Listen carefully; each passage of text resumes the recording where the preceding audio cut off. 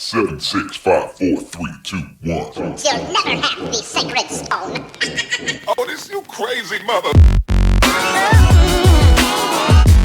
The Savachi syndrome, I'm telling you, I'm like, well, holy shit, that was crazy. Wait for it. Thick and slick.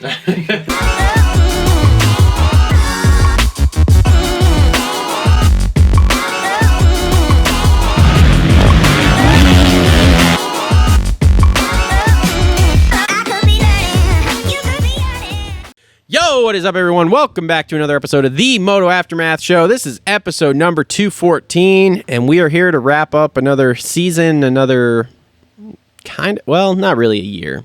We're not quite to a year yet. So, I am your host, Travis.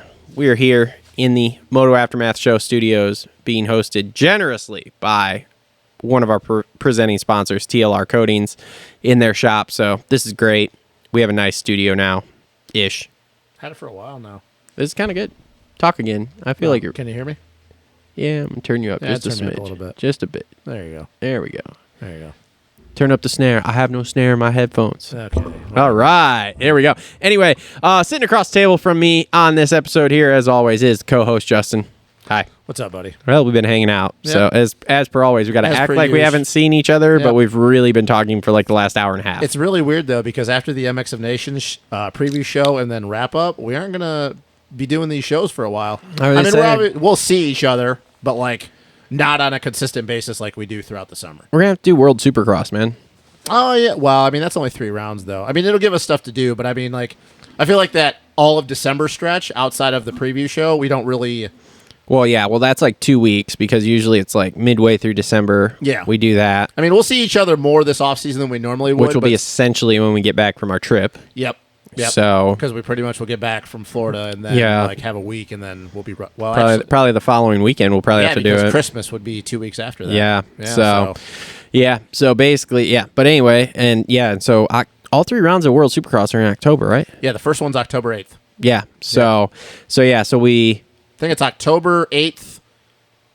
The following weekend. How sick is that going to be? We're going to be watching World Supercross and riding Supercross. Jesus. Fucking sick, bro. Oh, my God. Fucking sick. D-Class to Supercross. D-Class to Supercross, baby. Woo! Coming soon. Oh, my God. Coming soon. So, all right, before we get started here into anything deeper, I just want to thank our sponsors for this year. So, first up, presenting sponsors, Energy Fuel, best fucking drink out there. Keep yourself fueled, energized, and strong from start to finish. Pick yours up today at CoachRobStore.com.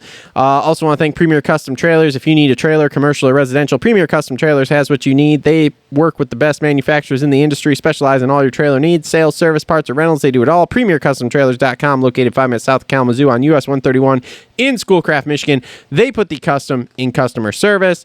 And then, obviously, our final presenting sponsor, as I said, providing us with this cool studio here, TLR Coatings, Michigan's #1 custom powder coating shop. From two-tone wheels to motorcycle frames to small batch production jobs, TLR Coatings will powder coat anything metal the right way. Looking for some custom Cerakoting? They do that too.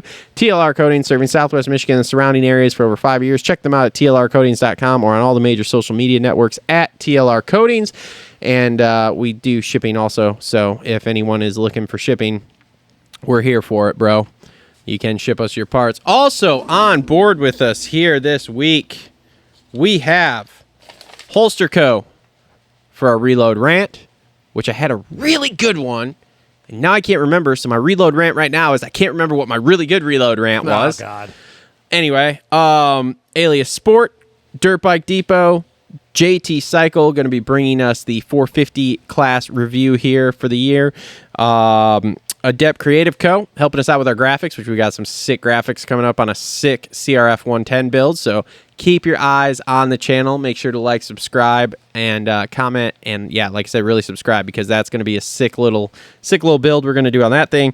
Gutterworks Gutters and Custom Exteriors. They are going to be presenting our 250 class wrap up today. Isaac Nelson Designs, Clutch Media also on board with us. If you guys want to buy any merch or help support the show, there are Patreon links, there are Amazon links. We need to talk about some Patreon stuff. We are going to start dropping some media on Patreon. We kind of talked about this at Iron Man. We might do some reviews of some videos, movies, like Bar to Bar, Great Outdoors. Fuck, I could release the fucking the Lost episode, of Motocross that we reviewed might for watch some Mini Warriors, some stuff like that. We may do some stuff like that where I'll put like YouTube links to like the good ones where you can watch the full thing like we are. That kind of stuff will probably be audio only, but we might put some stuff like that on the Patreon, which you will have access to from any tier. So you can do $1 per month up to whatever it is. Already. Just drank pre-workout too. Remember when you did this at Ironman last weekend and you didn't even have a sheet in front of you and you just went through all the sponsors? But I did. Just had to look at your sheet. Anyway, also for merch, we have one large size Dylan Danger Zone shirt. Yeah, because the other person on the show decided to show up for none of these outdoor shows. We are going to give this away. So if you wear a large size shirt here, here's how we're going to do this. First off, you got to follow us on Instagram.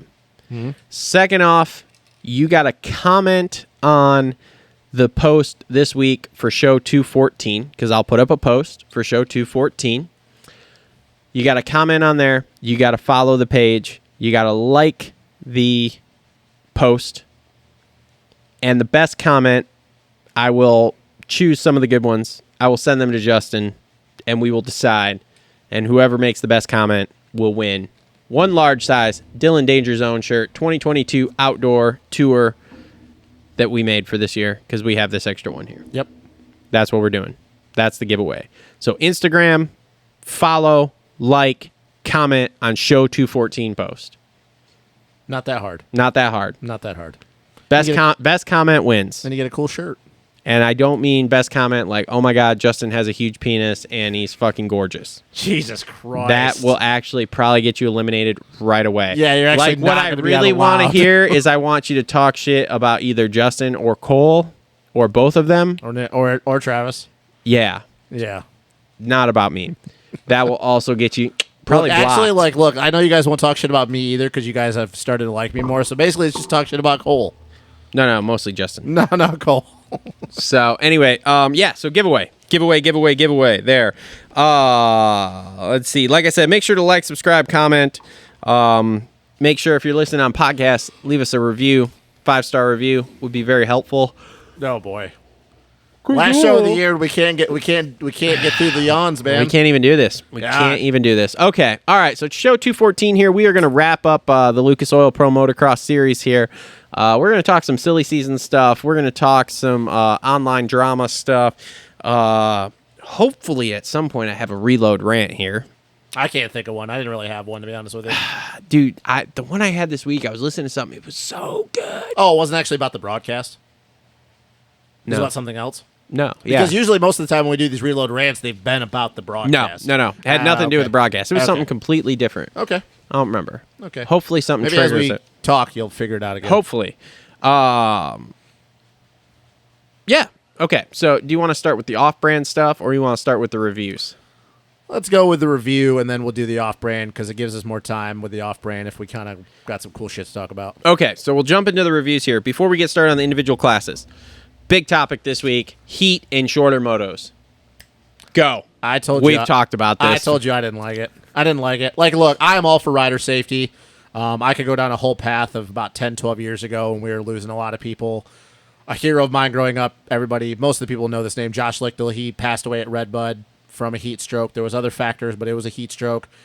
I'm all for rider safety, but I find it interesting that now all of a sudden they're like, oh my God, we're going to shorten the motos up. But yet we used to ride at Freestone when it was 115 and there was actual humidity there. We all know in California it's just hot. Not saying it doesn't suck, but there is a difference between it being just hot and then hot and humid. Fucking race at Loretta's for 40 plus years or however long it's been. And it's like, look, I'm glad that they did what they did because it did end up turning out to be like 106 or whatever it was. Mm-hmm. But these are professional athletes. If you're not in good enough shape, then you're just not in good enough shape to ride 35 minutes. Like, plain and simple. Like I said, I'm all for the fact that they were thinking about the riders. But once again, though, and we talk about this with, I mean, you made the comment a few times over the weekend in Ironman when you and Tom were talking about hockey being pussified. look, these are supposed to be the best athletes in the world in our sport. They can handle it. Fucking Eli and Chase, yeah, they were smoked after the moto, but they could have gone another 3-4 laps. Dude, actually, I just don't like it. Chase didn't look that smoked, which was funny to me. Well, Eli looked more smoked than Chase. Well, Chase is also 22 years old. Which just makes me go... Steroids. For sure. That kid don't shit. That kid don't sweat.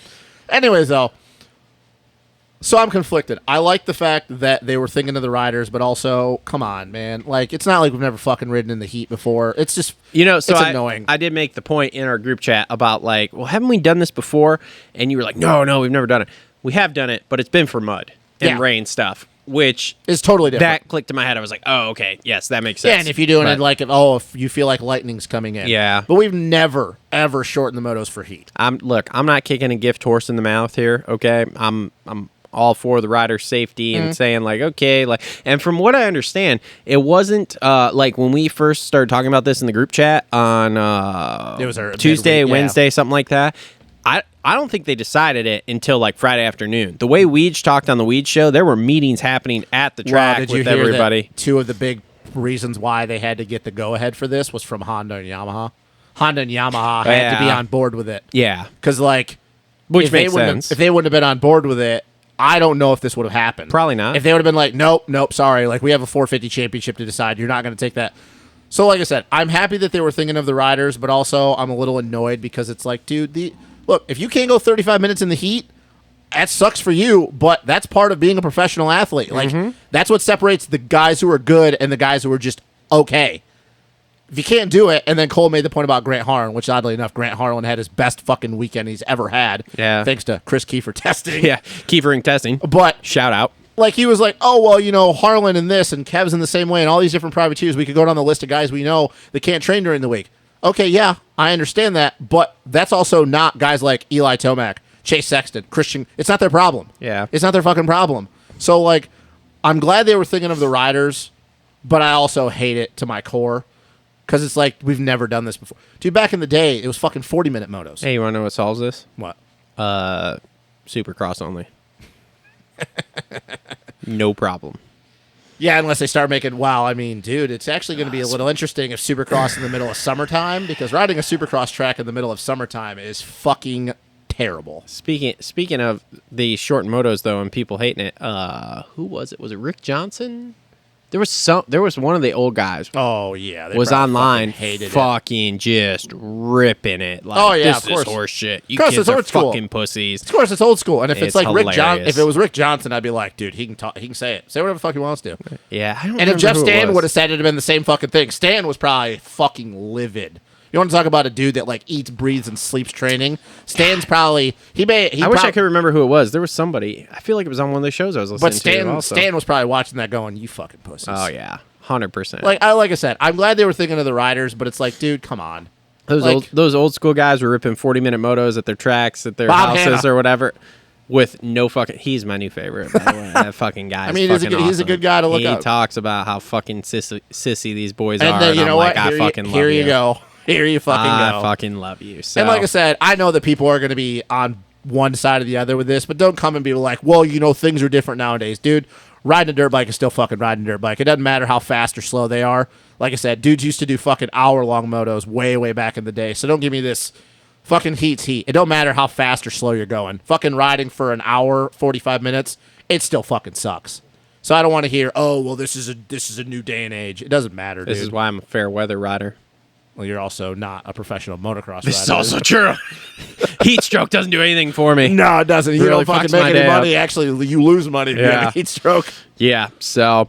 okay, yeah, I just wanted to touch on that because I know it's been a very hot... Oh, yeah, it was. Did it... Fun. Hold on, I got this. Nope, that's wrong. Wow, that was... There we go. I like the first one, though. It's been a very hot topic. I like the first one, though. It was good. It was like a jazz intro. Yeah, dude, this is sweet. We got these... Is that actually going to be in the show? Yeah. Oh, I fucking love it. We should use Hold those on, more. we got some more here.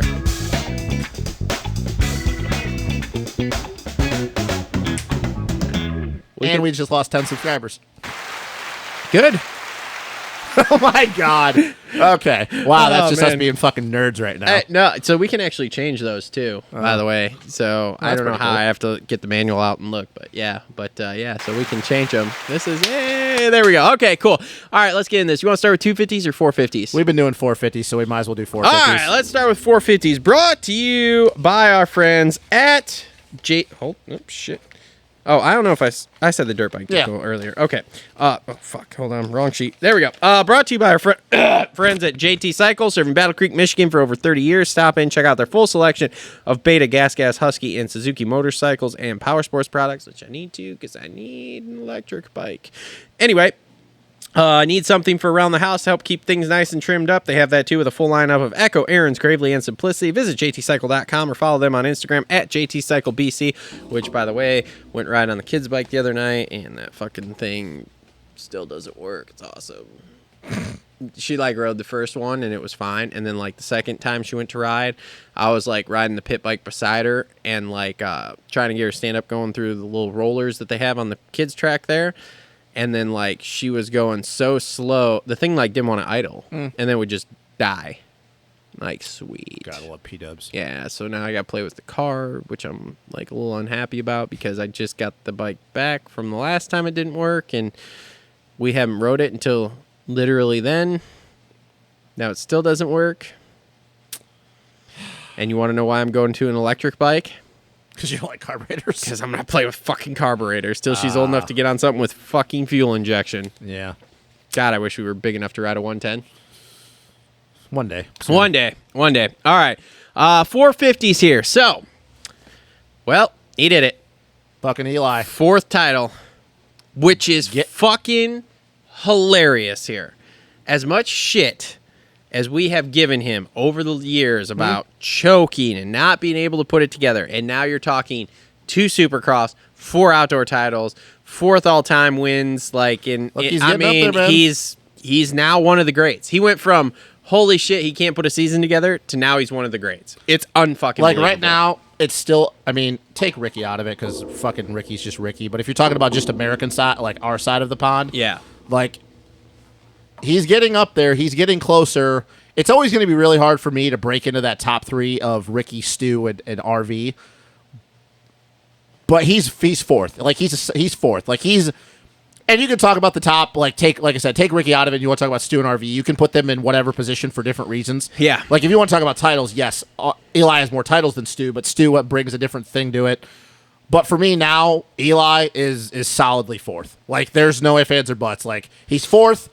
If people want to put him third, I'd have no problem with it. I could give you reasons why I don't believe he's there yet.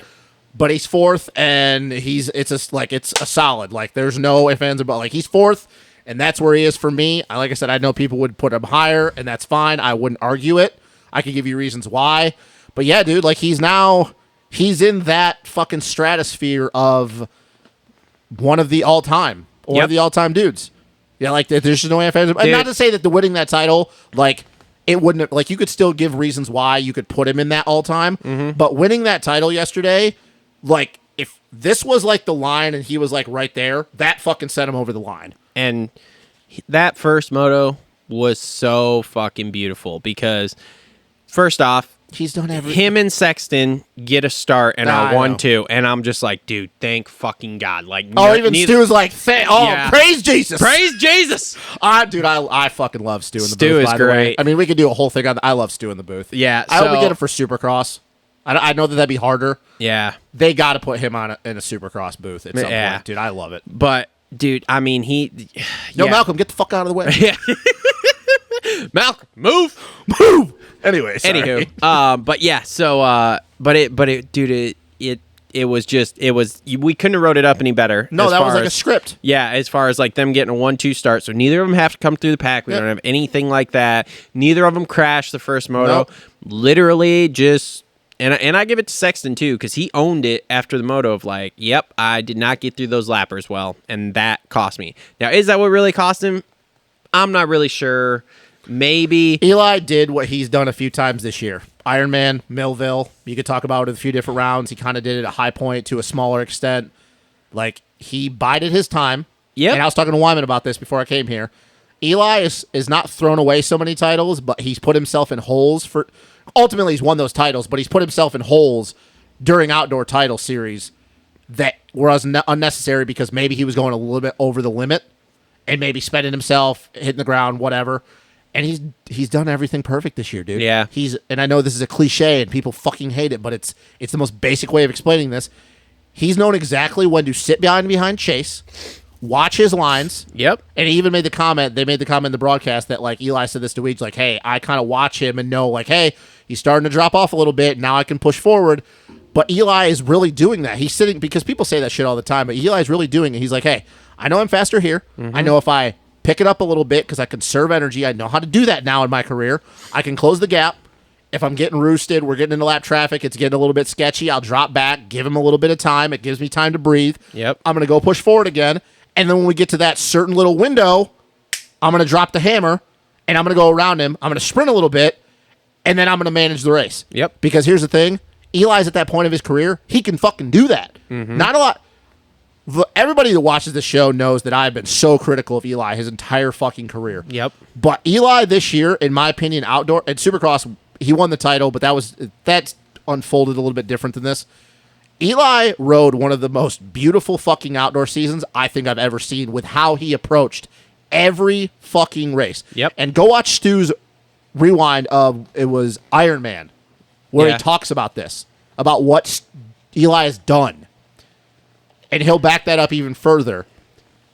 He's done something that only so many people can do, because you got to have so much confidence in yourself to sit back behind a guy like Chase, especially a guy that has beaten you straight up this year, and know that at any time, if you flip the switch, you can go run him down. Yep. Because Stu talked about it. He's like, yeah, me and Ricky, I would do this, I would do that. And Stu even elaborated on the Iron Man wrap up or rewind or whatever he calls it, like what he would do sometimes. Like, hey, I know that RC's coming, and I'll conserve energy, let him go, and then I'll pressure him. Yep. But Eli, I think Stu is the only other person I've ever been able to see that can do that, because with Ricky, he just dominated everyone. You could say even with RV couldn't do it, because there were times when Dunge would close on RV, pass him. Granted, it was very little, but he couldn't go back after him. All the fucking praise to what Eli did this season, because I don't think you could ride a season more perfect than the way he did. Nope. Like I said, that was just beautiful. Now, I did listen to a post-race interview that he did with Steve. So the first moto, he played it exactly the way he saw it going in his head, which, he waited for Chase to kind of have some slow laps there and then pounced on it. Second moto, he said that was his worst nightmare that he had drawn up in his head. And he's literally like, I'm riding going, holy shit, this is exactly... it was like 2017 Iron Man. Oh, dude, he literally was like, he's like, that is exactly what I had playing out in my head. He goes, when I got that start, he goes, I went a little too conservative through turns 2 and 3. He goes, and then I look up and I see Chase and Jason both ahead of me, and I'm like, fuck. Yeah. So he was sweating that second moto. All the pressure was on him that moto. Yeah, he was sweating. Oh yeah, he was sweating, and that's where it works into me talking about Chase in the group chat throwing it away.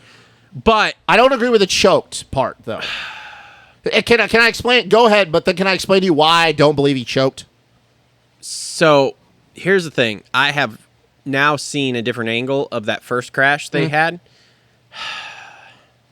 Man, I know it's Sexton, and he does weird shit like that, even though we haven't really seen it as much this year. Oh, yeah, he's cleaned it up a lot, but obviously. That was a weird spot in the track to start with, period. Because that was the track kind of like dipped. The track was horrible. It kind of like dipped down and then came back up. And if the angle was from behind, like I don't know who shot it. Sorry, I saw it on Instagram, but I didn't pay attention to who shot it. But they even did it in slow mo too. And so what happened is, when he dipped down into that, there was like a chuck hole in there you could kind of see. When he did that... Yeah, it pitched him. Well, it didn't pitch him. His right foot came off the peg, is what ended up happening. And you can like clearly see it. Like I watched it several times because they did it in normal speed and then slow-mo, and his right foot slips off the peg, and that's when he loses it, and then boom, and then just kind of slides off the backside of the berm or whatever. And the second crash was like the Buds thing. Once again, it goes back to weighting the inside peg and not actually leaning in with the bike. And then the third one was a line slip. So this is why when the third one was just that was a terrible. He was trying to make stuff happen, and it's like, dude, nobody was literally going outside in and cross right. Like, dude, he should have stuck to the outside line. Dude, you could see that on TV. Those especially fucking when you had the braking back, bumps were fucking ridiculous. I'm like, dude, he was trying to go through. Who do you think you are that you're going to try to go down on an elevation where you're bombing the hill into square edges, and I'm going to cross rut and not lose the front? Look, at that point, I give it to him because he was trying anything. Yeah. Which was go as fast as I fucking can and try to make lines that aren't fucking there. Yeah. Which was what he was trying to do. And it didn't work. Now, if that works, he's a fucking genius. I mean, we might be sitting here having a different conversation. But he almost would have had to angle the backside of that rut even different and jump into the rut because he pivoted right as he got to the backside of the rut. So he almost would have had to start going outside in and kind of like do what Hurlings does and straighten out and then literally make that like a little bit of a lip where he like it's like trying to go over a curb when you're literally right next to the curb. Yeah. Your front end's just so more pressure was actually like with the Eli thing, and I don't listen to the reviews. Eli had all the pressure on him. Oh yeah, 100%. Chase honestly had no pressure on him because here's the thing, maybe internally, but from the outside noise, because he could go into that moto going, well, I can just ride my fucking best, win this moto. And I still may not win this championship. Well, and that was what I tried to point out with the choking part of it. It was, dude, he lost sight of what he needed to do. He was too worried about championship. It's like, dude, just do what got you here. Go win the fucking moto. Yeah. That's the only thing you can do because it's not Supercross. So doing the bunching thing, especially when you guys blew everybody's doors off by like a minute and a half the first moto, chances of you bunching everyone down, like there's no way you're going to do that. Long a time. So now what's your next option? Well, if for some reason Tomac is in front of you, you can bonsai into a corner and just blow, like nuclear blast him, which Tomac said, I was well aware that could happen once he was behind me. And I don't think that. I think that would have been the last thing that happened. was going to say, like, I don't know, man. Especially with the fact that they got to go be teammates in a few weeks. I know. I literally told Ashley, though, I was like, dude, because Wyman brought this up to me, same thing. He's like, dude, do you think that they get aggressive? And I know Stu was like, oh, I'm like, no, dude. I'm like, they're not going to do that. First off, I think they have too much level of respect.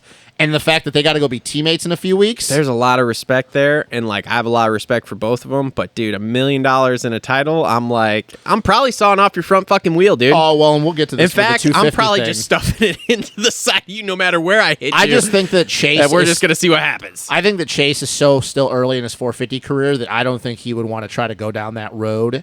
Now, that never happened, obviously, so whatever, but here's why. Tomac was thinking a lot that I second bet he moto. was. But see, that goes into my thing where you talk about the choking thing. Yeah. Why I don't believe I called it choke is because choking implies that all the pressure was on Chase. Yeah. There was no pressure on Chase. Yeah, okay. All was on. Now, if you would have flipped that and Chase goes in with the points lead, then, I would have completely agreed with you. I would have backed your shit all 100% because Chase has the pressure. When you go into a race knowing, dude, if I do my best, but that still might not be good enough, well, fuck it. Yeah. But if I go in where you go into a race and you go, if I do my best, I fucking win this. It doesn't matter what that guy does. So, no, I don't think that Chase choked. I think that was just... I mean, honestly, I think... He did chase... I hate to say this. He did chase sex But he did chase sex and things. Which we haven't seen. He did all the stuff that we've been talking about him doing that he hasn't really been doing this year. Yeah, and it's just... It's one of the things that he's going to have to clean up where I think... And you saw the same thing with the lappers, or line selection. I love how confident he is, but he's too confident in his talent, and he's too confident that his technique is always going to pull him out of situations. So, because with Eli, look, dude, Eli's line selection, especially after they came back across the start, and Chase, it took him, and I don't know if his mechanic said it to him, like, hey, he's doing this. Eli's line selection is perfect. Yeah. Where Chase, you go, he's just like, dude, I'm going to just fucking play it literally from this to this, and my technique is so fucking flawless that I can make it work for me. Yep. But if he cleans that up, well, fuck, dude. Like, he can obviously go win a bunch of championships. Here's a funny thing. Have you ever watched Sexton's vlogs? No. I was watching one the other day. Was it from Iron Man? I think so. Okay. His dad is fucking awesome. Kier's awesome, dude. I love that fucking He guy. literally, I want to say Sexton was like sitting in the truck. I don't remember if it was after practice or something. And he was like, well, I did the best I could. And his dad looks at him and he goes, that was the best you could do? And I'm like, this is fucking great. I love Kier, dude. Kier is honestly one of the reasons why I always liked Chase so much as an amateur. So then I'm sitting there going, I wonder what his dad said to him yesterday. like, hey, buddy, you really fucked that up. I bet Kier probably... You lost sight of doing... I mean, in all honesty, when that second moto, when Sexton got that, when the start happened and he gets through, like, say, turn 3, 4, 5 there, and he looks ahead and it's Ando and Craig. I mean, in his mind, all he should have been thinking is, dude, I just smoked these guys by a minute and a half. Use patience and let's fucking go. But the shitty thing is for him, too, also creeping in his mind is he goes, it still might not even fucking matter.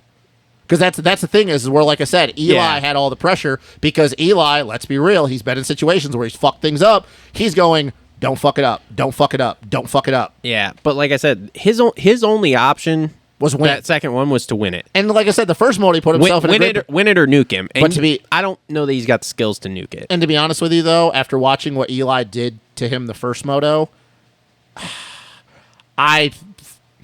look, Chase obviously doesn't lack confidence, and he knows he can beat Eli straight up. I mean, he's done it enough times this year. Dude, Stu said he's faster than Eli now. And I'm not fully sure that that's See, not. you could look at it. You could look at it. It's close. You could look at it one of two ways, and this is almost contradictive. But I was thinking about this. It's funny you bring that up. I was thinking about the same thing yesterday because I knew we'd have this kind of debate.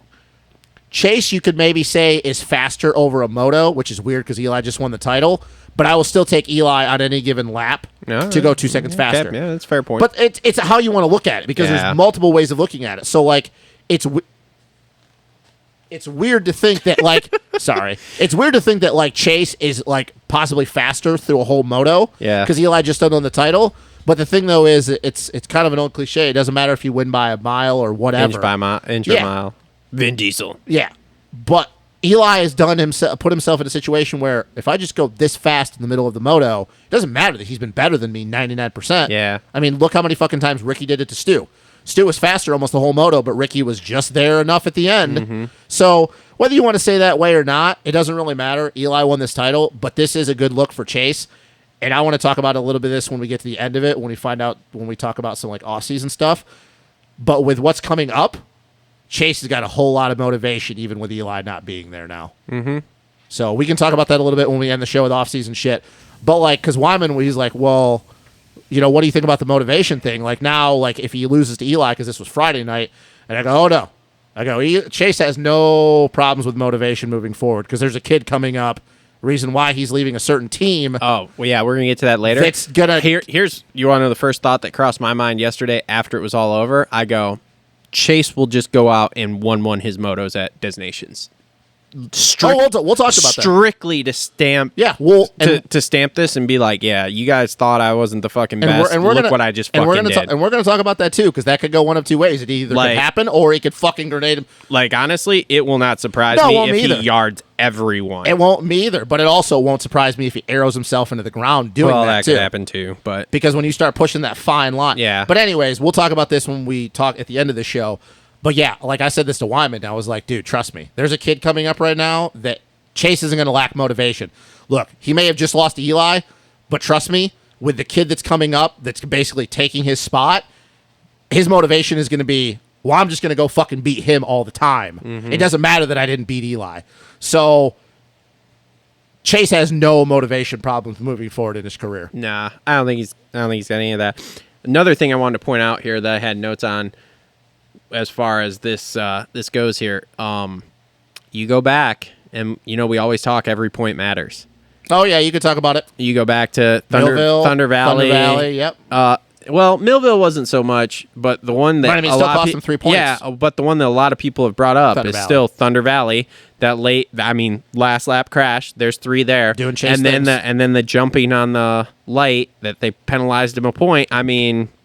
Yeah, you add those 4 points back in, and even if Eli beat him that first moto, well, now all of a sudden it's still. But here's the thing, though, and it's so true. But here's the thing, though, if you go off of the Stu comments that Eli was doing just enough, how do we know that there were certain races where Eli was just like, you know what, I'm just gonna kind of hang back here, and I'm gonna do like Washugo's second moto, perfect thing. Yeah, we all seen Chase. That was kind of like the starting point, and then happened to Unadilla. But how do we know that if he knows going in, hey, I'm a few more points down, look, I have to win this moto. Yeah. So it's you always play those what ifs. Like, it's very true, but you also go, well, we don't really know. And maybe Eli fucking bonsais himself in the ground at Unadilla trying to win. So it's always those what if games, which if I learned anything through the Stu RC days, it's always fun to have the conversation because that's what we do. but it's pointless because you never fucking know. Yeah. Like, it's cool to talk about in the hypotheticals, but it's like, dude, being the stupid fan that I was, I could go, what about this? And what about this? And it's like, well, it doesn't really matter because you don't fucking know. You don't know if it would have changed. I really think that where it really got fucked up was Chase, that second moto, didn't just be like, look, I just need to go win. Yeah. Like, I need to do what I've been doing all year, which is win. He got a start that put him in a position to be able to do that. And instead of doing that and racing forward, he got it in his own head, made a mistake. And I agree. And now, whether or not he was looking for Eli or whatever, I don't know if I don't really know see about that because you could look at his head angle and maybe you'd have to get a better look looking behind to see like where his back is to his neck.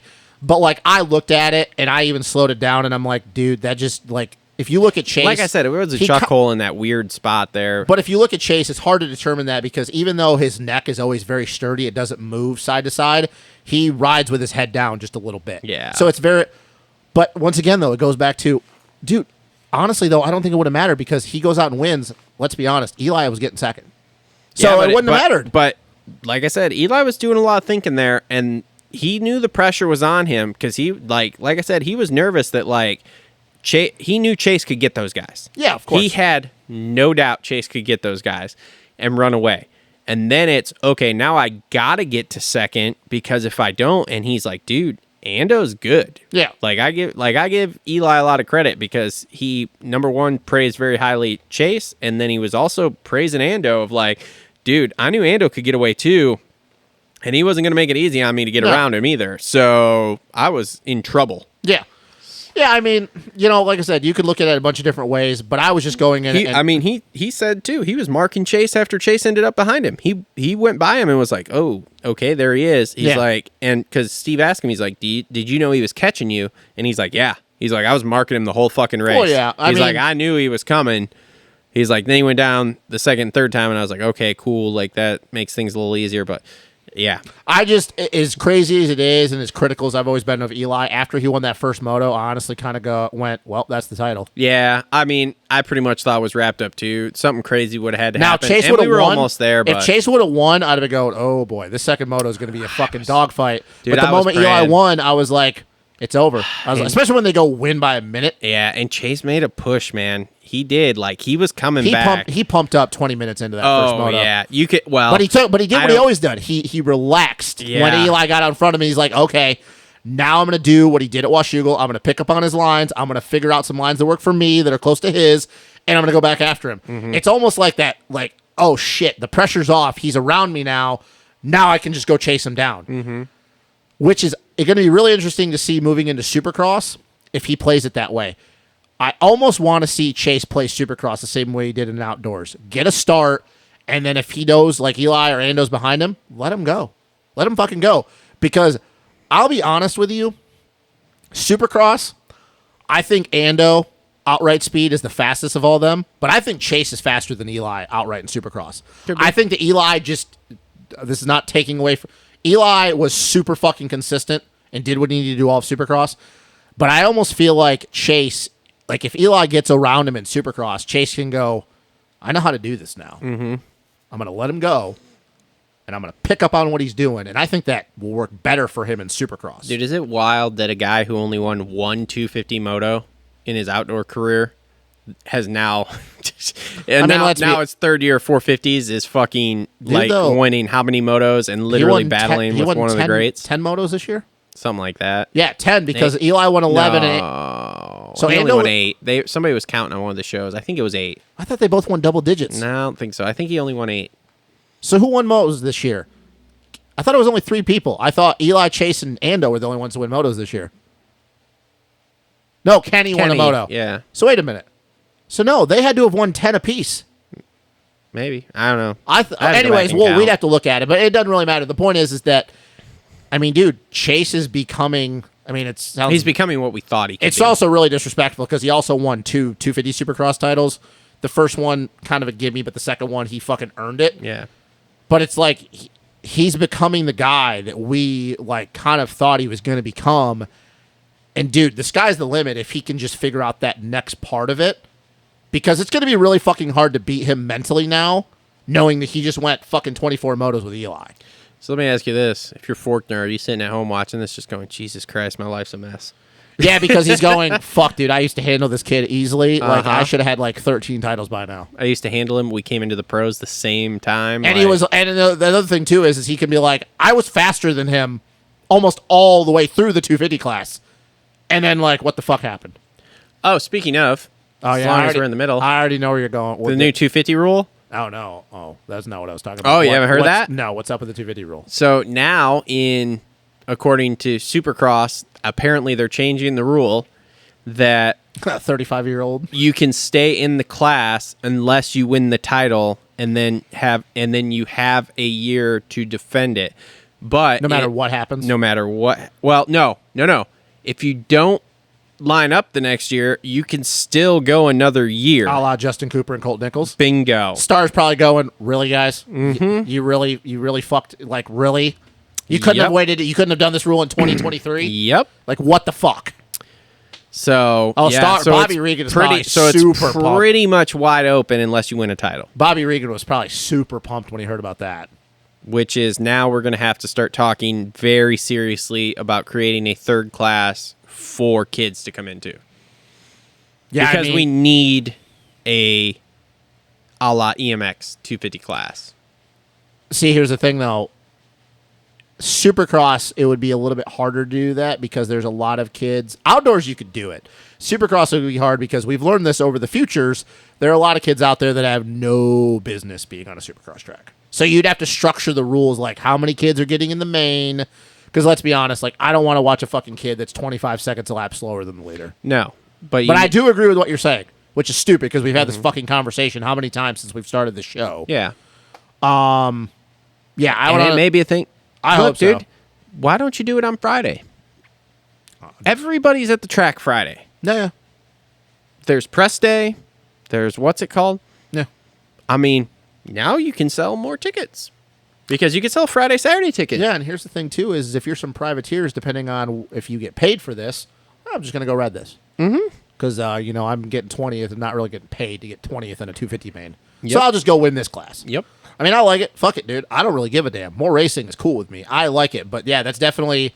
I mean, it's kind of like the way the GPs had to do when they finally put their foot down and went 23 and under for the 250 class. Mm-hmm. But yeah, anyways, moving on. Like, dude, it's a wild way to end one of the craziest outdoor seasons I've ever seen. And I mean, dude, I've been watching this shit for... I just wish we would have had a better track. Don't even get me started. That track fucking place. That was I hate that terrible. Track. I fucking hate Paula. So terrible. I hate California, but I hate that track. Like, really, yeah, we we can have the fucking final and the opener at Paula, but we can't go to Glen Helen. It's weird. Anyway, all right, moving on. So Ando goes 4-3 for third. That was a good ride by him. He said he shot his load that first one though. Dude, I am coming from the back because he was wadded up in the first corner with Dungy. Look, I love watching Ando ride. I hope that Kawasaki doesn't destroy him because we know what Cowie does when you get to be at that level. I am really happy for that dude that he finally not only got 1 but 2 overalls outdoors because I feel like that was the only thing that was like, oh. But the way he went about this entire season, knowing after the halfway point that he just was never going to win a moto, and how he publicly, now we don't know what's going on behind the scenes, but publicly was like, you know what? It just is what it is. I've been away from outdoor racing. Those guys are better than me. I'm getting better, but I'm just not there. That takes a lot of balls for somebody like at his level, because we all know that these guys have a hard time swallowing their pride. And the way Anderson's interviews were, and I'm not the biggest Jason Anderson fan. I don't really like some of the shit that he does. He's gotten better now that he's older, but I don't really like some of the shit that he's done in his past. Same thing with Barsha. I don't like some of the shit that he does on the track. But kudos to him, man. Like, he could have just been, oh, woe is me bullshit the whole entire season. He's like, nope, I'm just going to keep pushing forward. I'm going to make it through this outdoor season, and then we're going to go fucking try to stomp these boys in Supercross. Because we've had this conversation. We all know for him it's Supercross. Yeah. Like, we know that he knows he can beat those dudes in Supercross. But he's like, because let's be honest, he could have just been like, well, fuck it, dude. I ain't going to win and get first or second. I'm just going to mail it in.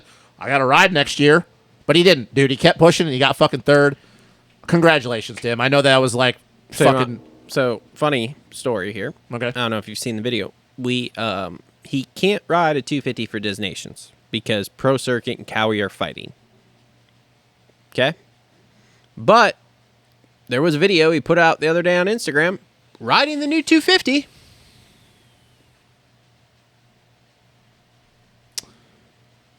Never changed, Kawasaki. You're going to try to get me fired up right now. Dude, because I'm super annoyed that he can't ride a 250 at Destination. You and me both, brother.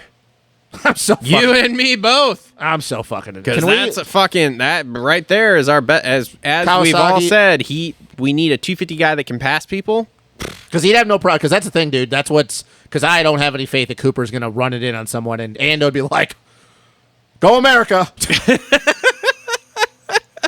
This is for 2018 when I got landed or whatever, 2017, whatever dude. it was. Fuck Kawasaki, right? With a fucking big fuck you, you Japanese fucks. Fuck Kawasaki. Fuck Joe Shimoda. Just kidding. He's part of the Michigan Mafia. We can't hate him. We can't. He's part of fucking Michigan. Fuck anyway, Kawasaki yeah, with a big stick. Dude, why has Kawasaki been such a shitball since forever? I mean, you go back to the James Stewart days. Go back to Ricky's. Dude, you can go back to the Ricky days. Even back in 01, before the whole Honda thing. Like I just do not understand. They think they're better than everybody else. It's like, dude, get off your fucking high horse. So what are they fighting with Pro Circuit about? Is what I really have questions. Honestly, probably I should have asked Mitch at fucking Iron Man. I'm gonna be honest with you. Probably, and this is just I have no information because I didn't hear about this. If I were to take just a guess right off the top of my head in the moment, it probably had to do with something that they want some of their parts on there. And if it's going to be a Pro Circuit bike, it's going to be Pro Circuit shit. Mm-hmm. And Kawasaki's got to fucking swing their dick around and go, no, that's going to be all of our stuff. And Mitch will go, well, it's our fucking bike, so fuck off with your bullshit. Mm-hmm. And it's like, this is Mitch Payton we're talking about. I'm pretty sure he can build a good enough bike for Jason. Like, fuck off. And Kawasaki's just got to be... the fucking douchebags that they are. Like I said, dude, I really hope that Jason doesn't end his career. I don't know how much longer he's going to race. I know he's made comments, but I really hope that he doesn't end his career with Kawasaki because I really feel that if he extends his contract, he's going to become a miserable fuck like the rest of the Kawasaki people. Probably. Outside of AC, because he's just AC. Mm-hmm. He's always happy about shit. But it's like, dude, just who the fuck, like, this is not the RV era anymore. You guys haven't dominated for a long time. Like, you're lucky to even have a guy like Anderson. Let him do what the fuck he wants to do. So, I don't fucking know, dude. Just this is why I've always hated Kawasaki. They just think they're better than everybody else. It's fucking weird. It's been a long time. It's been since 2014 since y'all have won a title. Well, like I said, I'm honestly surprised it hasn't made more of an impact here. I haven't heard more about it this week of him, can't ride Designations and made the excuse, I'm getting a surgery. And you know behind the scenes, I've heard plenty that it's not that. It's Pro Circuit and Cowie fighting. You know what? Good on Anderson for not blowing the team out of the water because he could have just done, well, the team won't fucking let me. So good on him for being the ultimate guy. Well, didn't I tell you about Eli and Chase and when they did the intro? Oh, yeah. Well, Anderson's on the team. He was like, well, Chase isn't out here, so I guess fuck it. El Hombre's in. Yeah, dude. I don't fucking know. It's just Kawasaki being Kawasaki. Yeah. But whatever. So, all right. Craig goes 3-4. Great day. Finishes up, I think he was fifth in the points. Yeah, because Kenny got fourth. Well, Christian Craig can ride a 450. Great outdoor season. Now here's to hoping that they can get that Husky fucking working. Just don't remind me of more bullshit that I just can rant about during Supercross. Mm-hmm. Dude, yep. I really hope that it's not a shit show. Because we are big Craig fans around here. Dude, I like big Craig fans. Yeah, no, you know what? And if fucking Cole decides to Supercross, he's going to be fucking just annoyed with all the praise that we're giving Christian. Look, dude. Big Craig fan. Christian, great season, man. Yeah. Great fucking season. Because let's be honest, all the jokers like us that came up here with the preview show, and I didn't listen to all of them, but I listened to some of them. None of them really were like, yeah, Christian's going to do really, really well. Dude, he had a fucking good season, man. He did. So, congrats to him, and he proved all the people, if there's any still haters out there, which we all know there is, he basically told you to fuck off. Yep. Justin Barsha quietly goes 5-6 for fifth. That was a good way to end the year for him. Barsha. I was like, where was this Barsha for most of the season? Oh, wait, that's right. Gas sucks. We'll get to that. AP goes 7-7. He hates California tracks. Yeah, I mean, dude, yeah, he just wants deep fucking tacky ruts. Did you see him ripping that beer out of the fucking eagle at Iron Man in the podium? No. Oh yeah, Nice. His podium antics were awesome. AP never changed. Get off that KTM. I mean, we didn't bud. see it because we were in the pits doing shit, but yeah, AP, get off that KTM for Just the love of God. ripping it. Benny Bloss goes 6'8" for 7. What the what? In his post-race interview with Steve, he said that he had issues going on at Ironman that he didn't want to publicly talk about. I mean, we were in the pits, and I didn't see any issues with him. I see just normally just Benny. I'm going to go ahead and try to dig a little deeper. Whoop, whoop. I also Dig a find it little funny. deeper. I also find it funny that he was like, "Yeah, I just got tired at Bud's," but No, you. it was hot. Oh, but yeah, you just go ride 100. Yeah. I don't know. He just injected himself. Oops, sorry, never mind. I don't know. I'm just watching that. I'm going. We did hear some things last weekend about him that I will not share publicly, but Don't really want to do an interview with him. Interesting. Super interesting. I'm just watching that. I'm going, really, Benny? Yeah. Really? The whole season, you just decide to show up at the last round, the hottest round of the year. Yeah, and you just decide. Like, This is the shit that frustrates me with guys because we all know how talented Benny is. We've seen flashes how fast he can be, and then when he does this, and then he doesn't back it up, it's like, what are you doing? What are you doing, dude? What are you fucking doing? I don't know. I think it frustrates me more with like when you know a guy is talented and he can do it, and then he just does it once, and then it's like, well, fuck it. It's a weird situation. So, Dungy goes 10.5 for 8th, and that 10th was because he wadded it up in the second corner. Really was thinking he was going to get that third, the second moto when he was, and then he just decided to cross rut and go down, and I was like, God damn it, Dungy! This has been everybody all season. He's gonna get that And we'll talk more, and once we get a little farther in and know what the actual details are for his 2023. Yeah, but I think he's back. Yeah. Now, whether it's just outdoors or both, I'm not sure, but we'll cross that bridge when we get there. Kenny goes 8.13 for 9th, and that's pretty much a Ken Roxon finish there, where you just do this and scratch your head and we move on. He was an absolutely dead last, though, that second moto, for like a good lap. Was he? Yeah. I was watching the timing. He was at like 40th. Oh, really? So I only watched the race once yesterday, so I didn't go through everything like I normally do multiple times. Yep. So, Dean Wilson's final outdoor race goes 13.9 for 10th, so that's cool. Sad.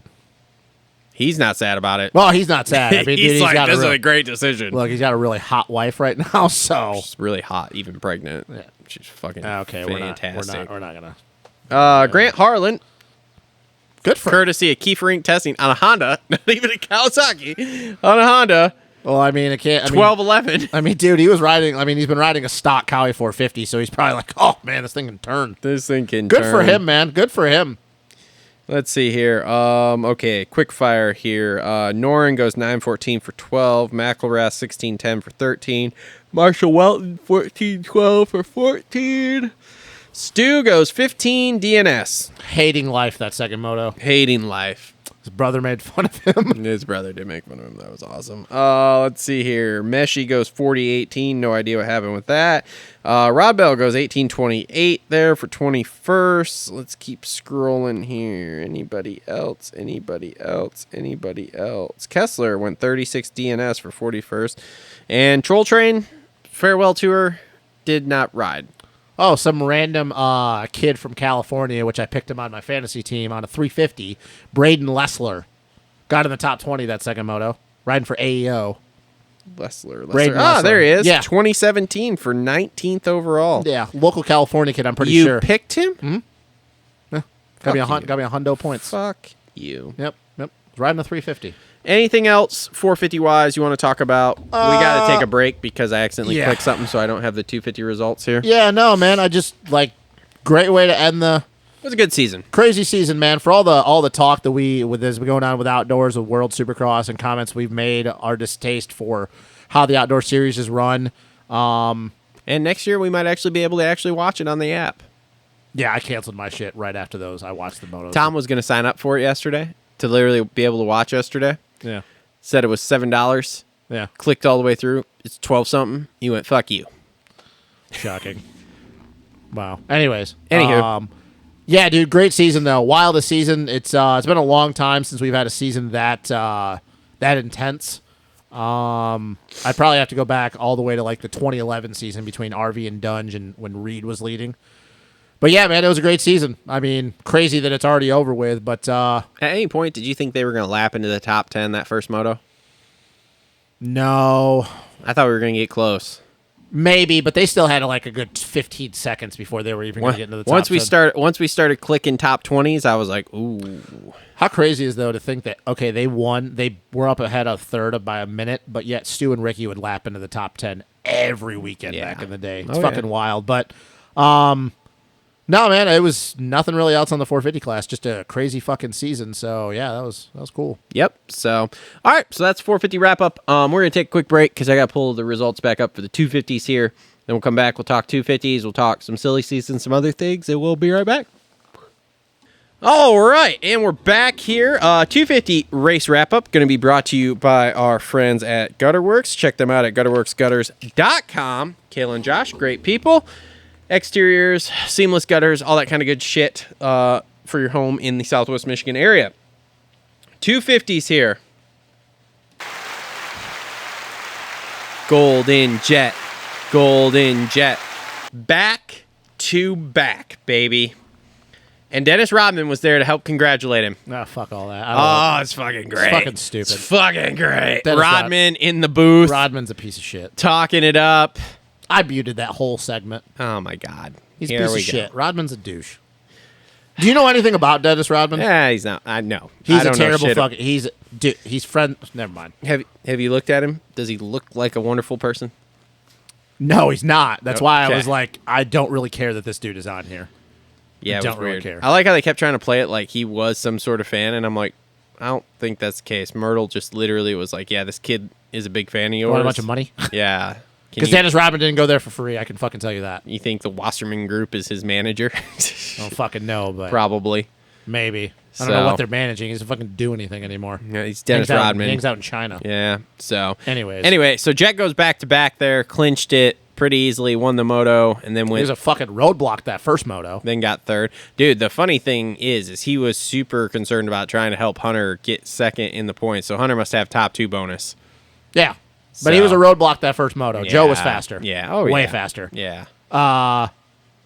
Yeah, I mean, dude, congratulations to him back to back. Going to try to go win a fourth 250 title with Supercross. Have you heard, though, that they're thinking about putting him back on the East to defend the title instead of West, which I think is stupid, but whatever. I mean, it's going to, dude, if he does West, it'll give him more time to get the 450 dialed for outdoors. it's cool, though, because he gets to run the number 1 plate. Yeah, don't get me wrong, but they got to run, it's whatever. Actually, I have a Jet thing. Have you been watching the Red Bull, what is it, Jet Fuel, Clear for Takeoff, whatever the Red Bull series is they're doing about the Hunter brothers? I watched the first episode. I didn't watch the Second most- episode is out. Is it the Redbud one? That's in there. Okay, I didn't watch that one. There's I think I watched there's a whole bunch of the different outdoor ones. I think I watched the very first one they did of the year or of outdoors. Yeah. So anyway, let me tell you why Jet will be one of the greatest ever. Okay, here we go. Because he has great karma. I Okay. almost cried watching this. Okay. So this girl had a traumatic brain injury or something. Okay. Passes away. Young Okay. girl, like 15 or something. Okay. Huge Jet Lawrence fan. Okay. The dad contacts Myrtle, says, all I want is for Jet to know her name. That's it. That's all I want. I don't want a jersey. I don't want number plates. I don't want sympathy. I don't want anything of the sort. I just want him to know what her name is and that she's a big fan. Is this recent? Yeah. This this happened. year? This happened like during outdoors. Okay. So, Mertz obviously is like, fuck yeah, no problem. Because I don't think he's a terrible human being either, even I though don't he's think so. a manager. And so Jet gets on a Zoom call or makes a video or something, which they showed on the show, of him basically giving his condolences to the family and all this stuff. And, if you need me, whatever. They then, I don't know if they got them to the race or if they just went to a race that was by them. And I don't remember what race it is. So they interview them for this show. As they're interviewing them, Jet comes out, okay, and puts his arm around the sister or whatever. They didn't know he was coming out. Puts his arm around the sister, doing photos, videos, all this shit with them. He then gives them his championship plate from Supercross. Okay. Not a number plate. The AMA plate. Okay. For them to put, there's a picture, they have a picture of the girl on the wall and stuff with a Red Bull hat and stuff. And I went, this kid just gave away what was probably one of his most important titles, his first Supercross title. He just gave that plate away to someone out of the goodness of his heart, I guess. And maybe they get multiples. I don't know. Maybe. I'm not sure. But I just looked at that and went, let's say that's not a multiple. Let's just say that's it. That is the plate. Yeah. And you were just like, look, you guys need this more than me. Yeah. Here you go. Like I said, I almost cried. Grown man almost cried because I was like, that's a beautiful thing right there. Yeah, nobody ever said Jet's not a good person. I didn't say that. I'm just saying the good karma this kid is creating is going to not only we know this in real life anyway. Good karma comes back tenfold. Yeah. You put that kind of good karma out in the world there, it's going to come back tenfold for you. Yeah, I mean, dude, this is why he'll be one of the greats. No, nobody's ever said Jet's not a great. I don't see. That's the thing. I don't really know what to say because I can't. Because I don't know Jet. I've never met Jet. I've never said he's not a good person. The only thing I can critique what we do on the show is the riding aspect of it. I don't know how good of a person that kid is in real life. That's an amazing thing to do in a tough situation. I've never said he's not a good person. I didn't say you said he wasn't a good person. I don't put that out there. I'm just telling you. And that's awesome. And you know what? Like this I said, is just more ammo for me to use. He's going to be one of the greats. And look, if Jet does become... And in 10 years when we're still doing this, you're going to have to eat your words because I'm going to be like, I fucking told you this kid was going to be a fucking goat. Look, maybe. You know, here's the thing. We won't know until we know. I know that's a basic comment, but it's like, it's true. We don't know. He's going to enter the next part of his career, which is going to be uber fucking tough because he's really young. Are you sad that he didn't wrap it last week so we could have seen him on a 450 this weekend? No, because honestly, I like the fact that the first time we're going to see him actually ride a 450 and mean something is at the MX of Nations, and we're actually going to get to see it. I'm really sad, though, because I think he's going to go, like, is he racing the same class Chase is, or is he in a different one? He's in... Well, I mean, once again, they got to remember that doesn't matter in the final moto. I know. He's in MX3, so they'll be in the qualifier together on Saturday. Yeah, it just makes me really sad because he's going to have to get second to Chase now because I think Chase's motivation is going to be much higher. He might not even get second, but anyways. Dude. Anyway, we're going to get into that when we do our Nation show, but... Yeah, I mean, dude, good for him. Like I said, he's going to try to go win a 4th 250 title. He's got it'd be cool to wrap with 2 Supercross, 2 outdoors, especially East and West. Mm-hmm. Something that I have to go back, and I don't think has ever been done. Maybe at some point somebody's done it, but I don't fucking know. Highly doubt it. Because most of the time when you've already won 3 250 titles, usually the guys move up by then. But yeah, I mean, good on him, dude. Like it was a up and down season for him. He showed how mentally tough it is. But now it's like it's game on now. Like now next summer, this is it. This is now there's no looking, and this is stupid to say that because there was no ever looking back. But now it's like now you're with the men. You're not with the kids anymore. You're with the men. You're still a kid. You're with the men now, and you're gonna have a target on your back because I'm telling you this, and we'll talk about this when we talk a little bit of the off-season stuff here in a minute. I don't know if people in the 450 class dislike Jet because I don't think Jet's ever given a reason these guys to dislike them. But I can say for certain that not a lot of these dudes are real happy with all the hype that he gets. Not that they don't think he deserves it because he's proven he deserves it. It's kind of like what we just been saying. If you don't like it, then go beat him. Yep. But you damn well know that a lot of those 450 dudes aren't going to take kindly to this 19, because he's 19 now, right? I think so, yeah. I think he had a birthday this summer, so 19. Yeah.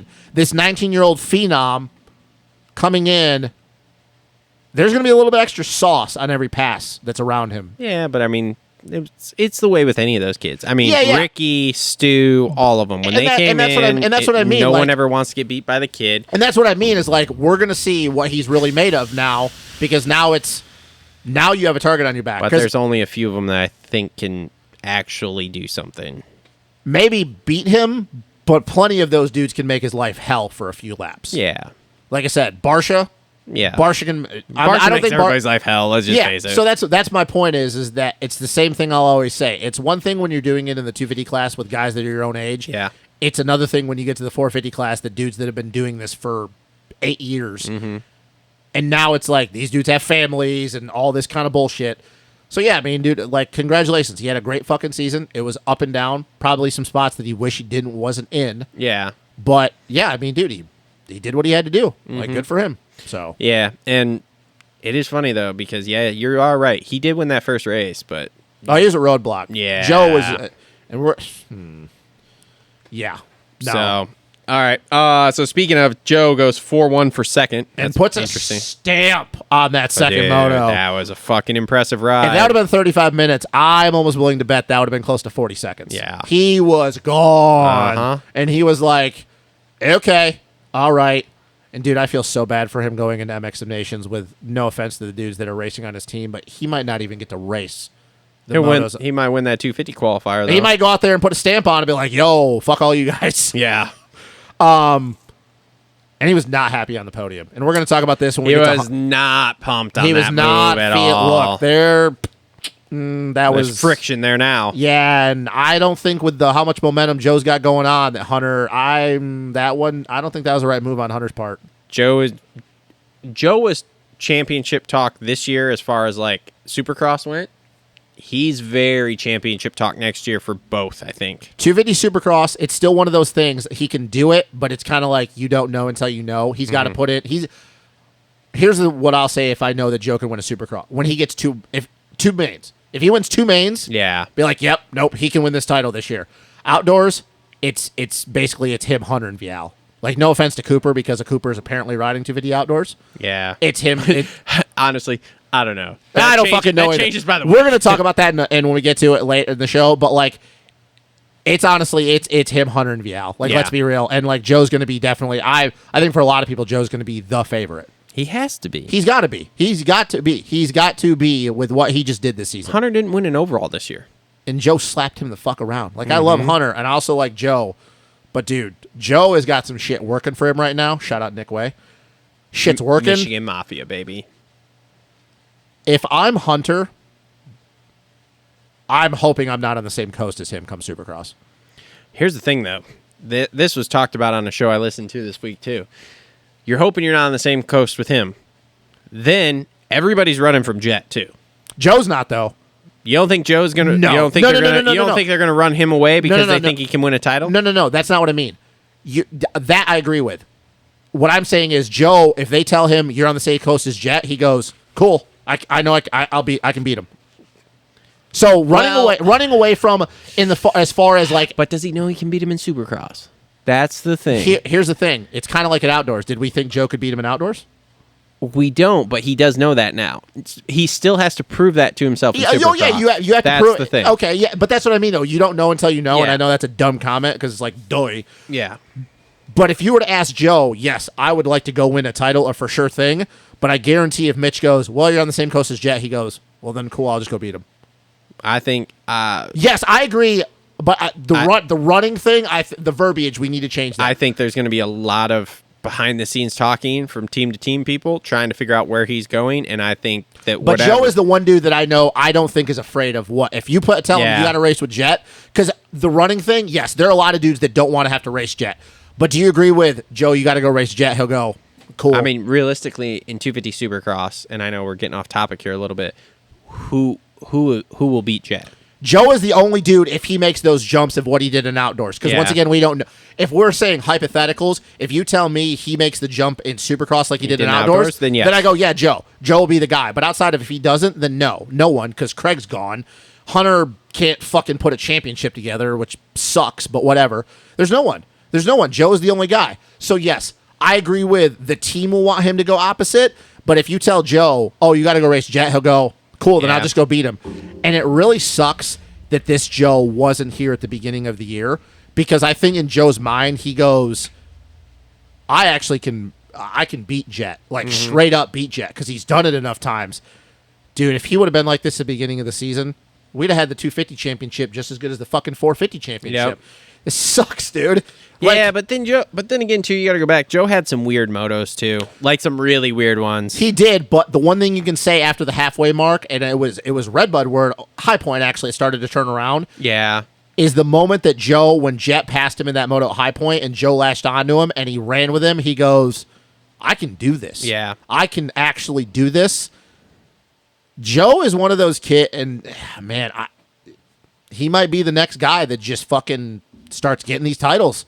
Because, I mean, dude, he's got everything going for him. Yeah. He's got the agent that's always going to put him in a good spot. He's got the bike. He's got the trainer. He's mentally there because he knows he can do it now. And, dude, cardio-wise, that kid don't get tired, which is holy shit. That's impressive. That kid was barely sweating. Mm-hmm. Where Jet's like, holy shit. And Joe's just like, whatever. Mm-hmm. Yep. So, anyway, good season for him. Justin Cooper goes 3-3 for third. More impressed. I know that. Running the 102. I mean, cool. That's sick. Dude, it was cool. I was kind of impressed with him the second moto. The second moto was definitely more impressive. Yeah, yes. I was like, oh, Jet's going to go around him. He's going to drop him. And then I'm like, oh, no, Justin's like actually. First moto was like. It was weird. Yeah, it was weird. Like, ooh. But the second moto, like, look, dude, if that's the last look we're going to get at you before MX of Nations, I'm not as worried. Yeah. But I'm still worried. Me too. I'm still like, shit. I'm still fucking worried. Hunter goes 2-5 for fourth. Not happy with that pass. Dude, not happy with that pass, especially on your post race. He definitely said, "My back was against the wall. I didn't really have a choice," and I understand that because, like I said, he probably has top 2 bonus, so he needs to, get that shit done. And here's the thing: he knows that, like, Joe's the third best guy, and you got to make up 13 points. So you got to do what you got to do. Did he blast him a little harder than he probably wanted to? Probably. I didn't like it. And I guess I don't like it more so for the fact that I know that those all... That was a sketchy turn to do it in. Because he was blasting down that hill. And see, here's also the same thing. I don't think Joe, with the angle he was coming in at that corner, I don't think he thought Hunter was going to rush the corner that hard. Yeah. And I think that it's obviously it was all Hunter's fault, but I think that Joe not thinking that Hunter was going to rush the corner that hard, he probably didn't think Hunter was going to be on the inside of him that quickly. I was going to say, I do have to say, if you do watch it, like closely several times in a row, Hunter is going in a straight line to the and Joe's corner, going outside in. And Joe goes outside in. So realistically, but you could definitely tell though, but it wasn't like the best move ever. Because you could definitely tell once they hit the entering of the corner, Hunter just fucking bonsai'd it. Yeah. I just wasn't happy because of the fact that they all are in the same circle, and that's going to be a weird thing now because I think Joe was legitimately pissed. I mean, ultimately he got second in the points, so who fucking cares? But I think he's kind of like, what the fuck, dude? Mm-hmm. Which is why I think that Joe and Jet are better friends than Joe and Hunter. Well, probably. I mean, they were playing fucking, haul me around on your back on Friday at Iron Man. It's called a piggyback ride. Whatever, dude. I don't give a fuck. And all that was happening was Jet was trying to blow out Joe's knee the day before the race so that he could just wrap that title at Iron Man. All right? Yeah. All right. So RJ goes 7-4 for fifth. Kind of was just doing RJ things there most of the day. Seth goes 6-7 for sixth. Honestly, I thought if any race that Seth was going to be on the struggle bus, it was going to be there. And you know what? He said he felt fine. I don't, man. He said he's got it under control. And he said he felt fine. So I honestly, with the way the season was, I almost think I'd have to agree with him. Like, he didn't fucking drop anchor. He was pumped that he made it through a whole season, and now he can go get ready for Supercross. Yep. So I'm just happy that the kid made it through an outdoor season. And he didn't have an episode. But, I mean, I would have to believe that he might be right. I mean, dude, he didn't fucking hit the wall at the hottest race that we've had in a long time. Yeah. You would think that if it's going to flare up, it's going to be there, and it didn't.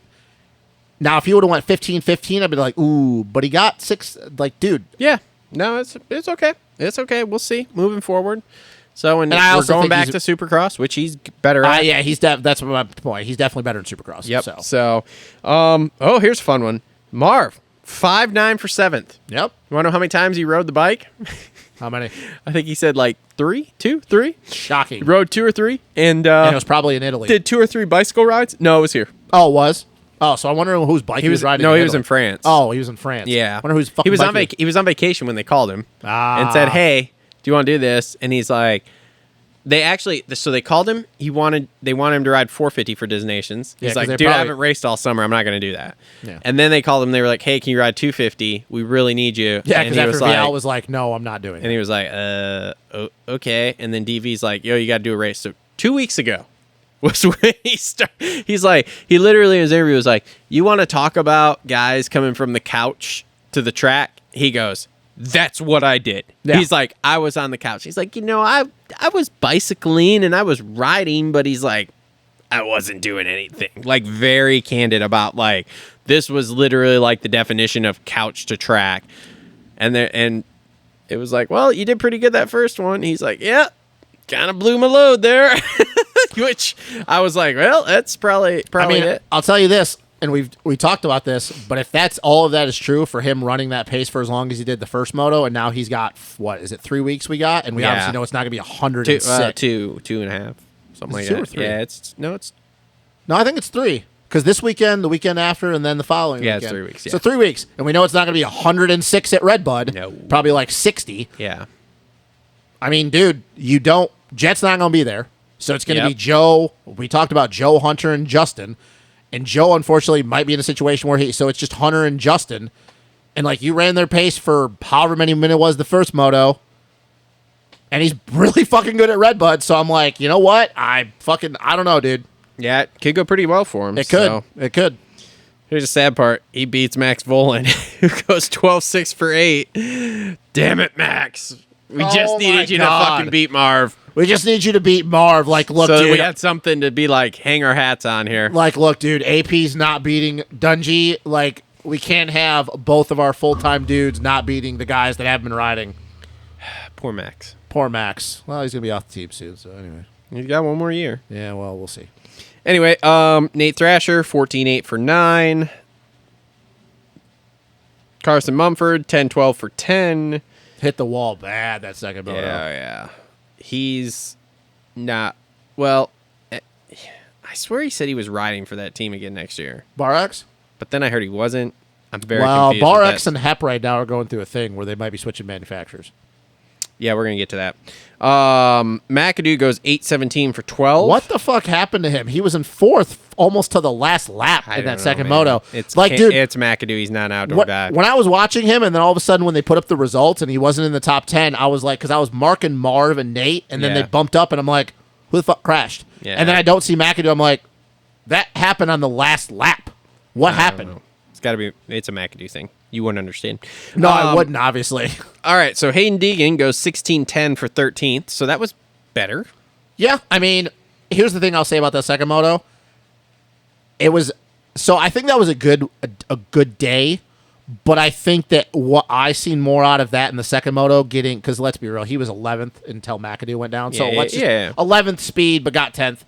His cardio's good because I think that his speed was average.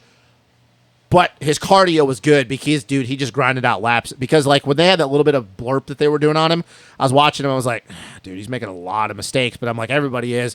But then he just kept moving forward. It wasn't like an insane, I'm going a second faster. He was just, his laps were so But on here's point. the thing, too. He's not on the full star bike yet. According to what I know, he's just running the engine package, and the suspension still is amateur stuff. Yeah, so but let's be real, though. The engine is the biggest part when it comes to that shit. But I'm just saying... No, I'm not taking anything away from him. I'm saying I'm giving him credit. The cardio, the speed, I still think he is way off of This is what I thought he would do. Yeah. Like 10 to 15 range. Yeah. And just... I'm more impressed that, like, the speed, you can figure that shit out. Mm-hmm. It's harder to get your training under control, especially at that young of age. So I will say that I'm giving him credit because I was more impressed that he had the cardio to keep moving forward. Yeah. When everybody else in front of him, outside of like once you got in the top 10, was going backwards. The speed thing, he's got a lot of work to do. His cardio, if he already has his cardio there at this young, that's better to have the cardio there young than, we can work on the speed thing. Look, I give him credit too, okay? Last week, that fucking crash he had that first moto was fucking gnarly. Yeah. Like, we didn't get to talk about it that much because we didn't have all the details because we did the thing at the race. Yeah. Watching the vlog, watching the replays of him crashing, that was fucking gnarly. I really hope, though, he doesn't feel like he's in a situation, though, because he has all this pressure on him, and he's this very known figure within the industry that he has to go out and do things. Well, Brian said, he's like, dude, he said in the vlog, he was like, I went to him and told him, like, you don't have to go race the second moto. Yeah. Like, that was a gnarly crash. You're banged up. Like, his knee was banged up a little bit, whatever. And he's like, you don't have to do it. But he wanted to go do it. No, that's not what I meant. My thing is, let's be honest, outside of riding a dirt bike, what is Hayden Deegan going to do? Oh, yeah. This doesn't work out. Yeah. A lot of guys that have been in a situation like his have gotten to a point that there's sometimes where they just don't want to go ride. Yeah. I hope that Hayden doesn't feel like he needs to go do shit. And I don't think it will be because it's a little bit different with Brian being who Brian is. But at some point, he's going to get into a situation where he's going to have to make a choice. And I hope that he doesn't feel just because he's more in the public eye and he's this figure that he has to go fucking ride when he doesn't want to ride. Look, I just want to say this too, okay? To all the haters out there of this kid. Don't fucking watch! Which is, just don't fucking watch us then. Oh my God, classic. Classic Brian Deegan move. For everyone who's saying that he's only where he is because of his dad and he's only this and he's only that, let me just fill you in on a little real world shit. That's how the fucking real world works. If you have money, if you have connections, you can get places, okay? How do you think all these people that are paying for their rides? Is how this fucking works. It works this way here. It works this way in NASCAR. It works this way in MotoGP. Formula One. It works this way in Formula One. GP, okay? Same thing. Here is the thing. If your results don't cut it, they tell you to get lost. You get clippied, and then you just go to another team quick. Then you go to another team that wants to take your money, and then if you don't produce there, you get clipped again. So, for all of you out there hating on this kid, who are saying, "Oh, he's only where he's at because of his dad or his dad's money or all this bullshit like that," that's fine. He might be there because of that, but if he doesn't have the skills, we'll know very quickly because the star deal will be gone. Well, and because Bobby Regan's also not one that's going to keep you around. Yeah, he doesn't care if you don't fucking produce. He's there to win. And to further your point, if Hayden Deegan was just, oh, daddy had money, to Travis's point with the way Bobby Regan is, if he wasn't backing up with the results, he wouldn't be on the star bike at all. Like, Bobby Regan doesn't really care about needing your money. Like, Bobby Regan is successful on his own. He doesn't need Brian's money. Yep. It's an added bonus that they get that many eyes, but he wouldn't give Hayden the bike if he didn't think he could do it. Hayden would be on fucking Husky. Yeah. Like, a certain person that I told you years ago that paid for their ride. Yeah. So, yeah, no. On top of that, if he is a shitty person, like I keep hearing, which who knows? Brian? Both. First off, Brian, everybody knows who Brian is. And second, Hayden's a fucking 16-year-old kid. We were all dumb when we were 16. If he's a shitty person, that will come to the surface very, very quickly here. Oh, yeah, especially if Hayden starts doing well. Especially in the pros, okay? Yeah. This will come to the surface very quickly. Secrets Maybe in the amateur stuff, they could bury it a little bit more. They're all shitty people. In the pro ranks here, you won't be able to bury that. No. Now, from what I've seen, because we've been now at 2 races where he's been. We were at Redbud and we were at, what's it called? Ironman. Yeah. Ironman. I haven't seen anything shitty from him yet. Nope. At Redbud, I saw him several times in the pits, walking around, whatever. If ever anybody stopped him, hey, can we get a photo, whatever, he stopped and did it. Okay, great. Cool. I don't know. We'll see here, man. Like I said, I don't know. I don't hold anything against the kid.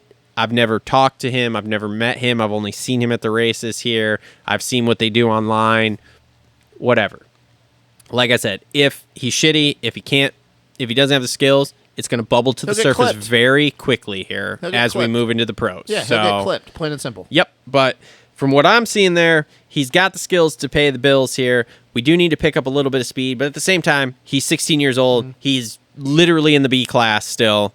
So what I am interested in is, will we go full-time outdoors starting next year, or are we going to do a couple again before Loretta's an A, and then go?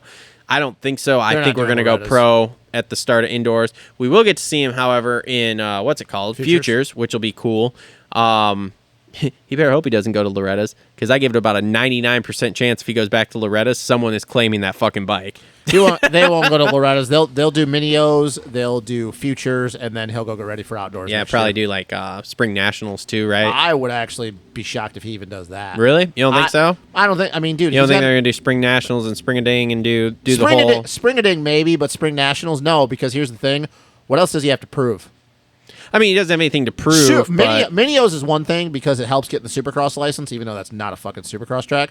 And it's like Mini-O's is just, it's a cool thing to go to for Thanksgiving week. Yeah. But like, I bet if I were to bank on it, he does Mini-O's, he's doing Futures, maybe does Spring-a-Ding, but then outside of that, just goes get ready for Outdoor Nationals next year. That's my opinion of what he's going to do, because I'm looking at him going, Brian's going to go, why the fuck would we do? Yeah. What's the point? Like, really? Who's going to beat us? Yeah, I don't know. We'll see. All right, so Pierce Brown, 919 for 14th. All right, another rookie here. Chance Hymas goes 2011 for 15. That 11th was good. That 20th wasn't good. It's better than I thought. I mean, it was, he was latched on to Deegan for a good 5 to 10 minutes there for a minute. He didn't hit the deck, so that was him. Dude, that him and Deegan battle they showed on TV was fucking wild. I don't remember if it was first or second moto, but fucking Deegan was going for it, dude. Oh, dude, because he wants to beat Hymas I all know. the time. Yeah. No, I mean, I'll be honest, it was better than what it would have been had he tried to go pro after Loretta's. They figured out something since then. Yeah. I don't know what it is. I don't know if it's a bike thing, if it's a chance thing. But all I know is if the kid that showed up at Loretta's would have showed up at a national, he wouldn't even got top 20. Yeah. So that was, like I said, that was much better than I thought. And He'll be better at Supercross. Here's our best friend, Jalik Swole, 1318 for 16th. Jalik was there. I know, right? He was there. I didn't really. Dude, okay, so here's the thing. Watch boy. this, because we're about to get a bunch of shit from him personally. Oh, boy. He's a fucking crybaby. Oh, really? Dude. Wow, I kind of already knew that from his amateur I shit. listened to the post-race interviews from Iron Man last week, and Steve was talking to him, and then he goes, "Yo, man, you got quit talking so much shit." And Steve's like, what are you talking about? Like, I mean, yeah, I'm critical of you, but you're a pro rider. And it's like, this isn't the first meaty guy. Like, he went after Cooksey, too. And, like, Cooksey, like, is, like, wants to be cool with him or something. I don't know. So, Cooksey was, like, had him on his show a long time ago. And they like, that. hashed it out or whatever. But I'm like, you really just going to go after every fucking media person that says that you fucking suck? Listen, Jalik, you're getting paid a lot of money to ride for a factory team, and you have not done shit. You just went 13-18 right in front of the rookie on your team. Your teammate in RJ, you've never been close to him but one time in your life. The one teammate that is not there riding styles was waxing you all over the fucking place and actually, I don't know, getting 6th overall, like consecutive weekends. And yeah, just like you just said, the rookie, by the way, I picked him in fantasy. Jesus fucking Christ. Almost fucking beat you and did beat you in a moto? Like, fuck off, bro. There's something about that. He's a good rider. Okay, I think he's somebody that needs to do just Supercross. He's a good rider. Well, yeah, he's a professional, but like still, like, dude, you get paid a lot of money to relative to who you're competing against, you shit right now, dude. Like, there's nothing positive about it, and I don't care if you're hurt, whatever. If you are, because that was something else he told Steve. Well, he's been hurt his entire career. You need to do some more journalisming. Journalisming? That's not a word, And bud. Steve's like, well, I talked to the team, but they told me everything was fine. So, like, what else do you want me to do? Is this a fair assessment? If you were to take every like, we're just doing factory riders, right? All the factory guys. So Hunter Jet, Joe, Chet Reynolds. He's a small step above these dudes that have floundered out of their factory teams in the last 5 years. If you were to take all the factory dudes right now that are on factory 250s, every one of them, and I'm only doing, obviously, HRC, Husky, KTM, Gas, Pro Circuit, and Star. Because we're not going to talk about Bar X or whatever, even though they're a really good team. And even Club to that example, for that fact. He is easily at the far back end. Yeah. Not only in just speed, but in what he's accomplished. Like, and we're not going to go down this road, but you like to give Nate and Thrasher shit. At least Nate has been close to wins. Nate's ahead of him. And he's won. Nate's ahead of him. And yeah, so that they're like, dude, you're like at the back end of the factory dudes. Like, you're not even in that fucking conversation. Like, I don't have any problem with him. I don't either. I know he's got like a chill attitude, so like nothing really gets him too far up or too far down. But hearing him say that to Steve the other day, last week, I'm just like, dude, quit. Like, it's no accountability. Now you're at 2 media guys you've gone after because they talked shit about you. They're not talking shit. You're a pro athlete. You're under a microscope. You are going to get picked apart and judged. Shouldn't have picked this for a living. Yeah, I was going to say, if you don't want to do that, dude, then go fucking push papers behind a desk or something, dude. I don't know if he just said journalisming them. Yeah, anyway. Look, dude, Jilly, just go fucking ride Supercross, bro, because at least in Supercross, like, you might have a fighting chance of being close to podiums, top 5s. Or if you don't want to fucking get criticized like this, then fucking do better. Just do better. Just do better. It's not that fucking hard. Figure out what you fucking suck at and do it better. No, I don't have a problem with Jalik. I've kind of known this about him, like, because I've been around him as an amateur for a long time. Like, this has kind of been his MO. But it's like, dude, just get your fucking shit figured out. Because, like, I hate to break it to you, Jalik, and us jokers over here can say this shit, you're a laughing stock in the pits. Like, outside of your own fucking team, nobody takes you fucking seriously because of shit like this. You don't have accountability. You don't take accountability. Look, dude, you're a professional fucking athlete. You get paid a lot of money to go ride a dirt bike for a living. If you can't take it, fucking quit. Or if something's wrong, go figure it out. Then you need to get on the fucking train of getting out in front of that. Go hire a sports psychologist, a fucking trainer, a riding coach, a manager. I'm not even talking about that. You need a fucking publicist to go out in front of you and Maybe be like, you need to do steroids. He is suffering from a minor sprained ankle, whatever. Then you're gonna have to do more media and to put this shit out there and make sure it's out there. Look, I'm sorry, bro. You know people that chained in the Eldon fucking camp. Go do some steroids. Anyway, moving on here. Yeah, so Talon Hawkins, another rookie, Really 18-14 for 17. I don't think I was more impressed with him than all the other dudes because, like, I'll be honest with you, I picked him, but I'm like, is he really going to be able to get in the top 20? And he's kind of that kid that's been under the What was radar. his handicap? 18. Oh. That 15th is impressive. And I know it's Paula, and he probably has ridden there quite a few times because he's a Cali kid. I think he's a Bakersfield kid, kind of around that area. No, maybe he's not from Bakersfield.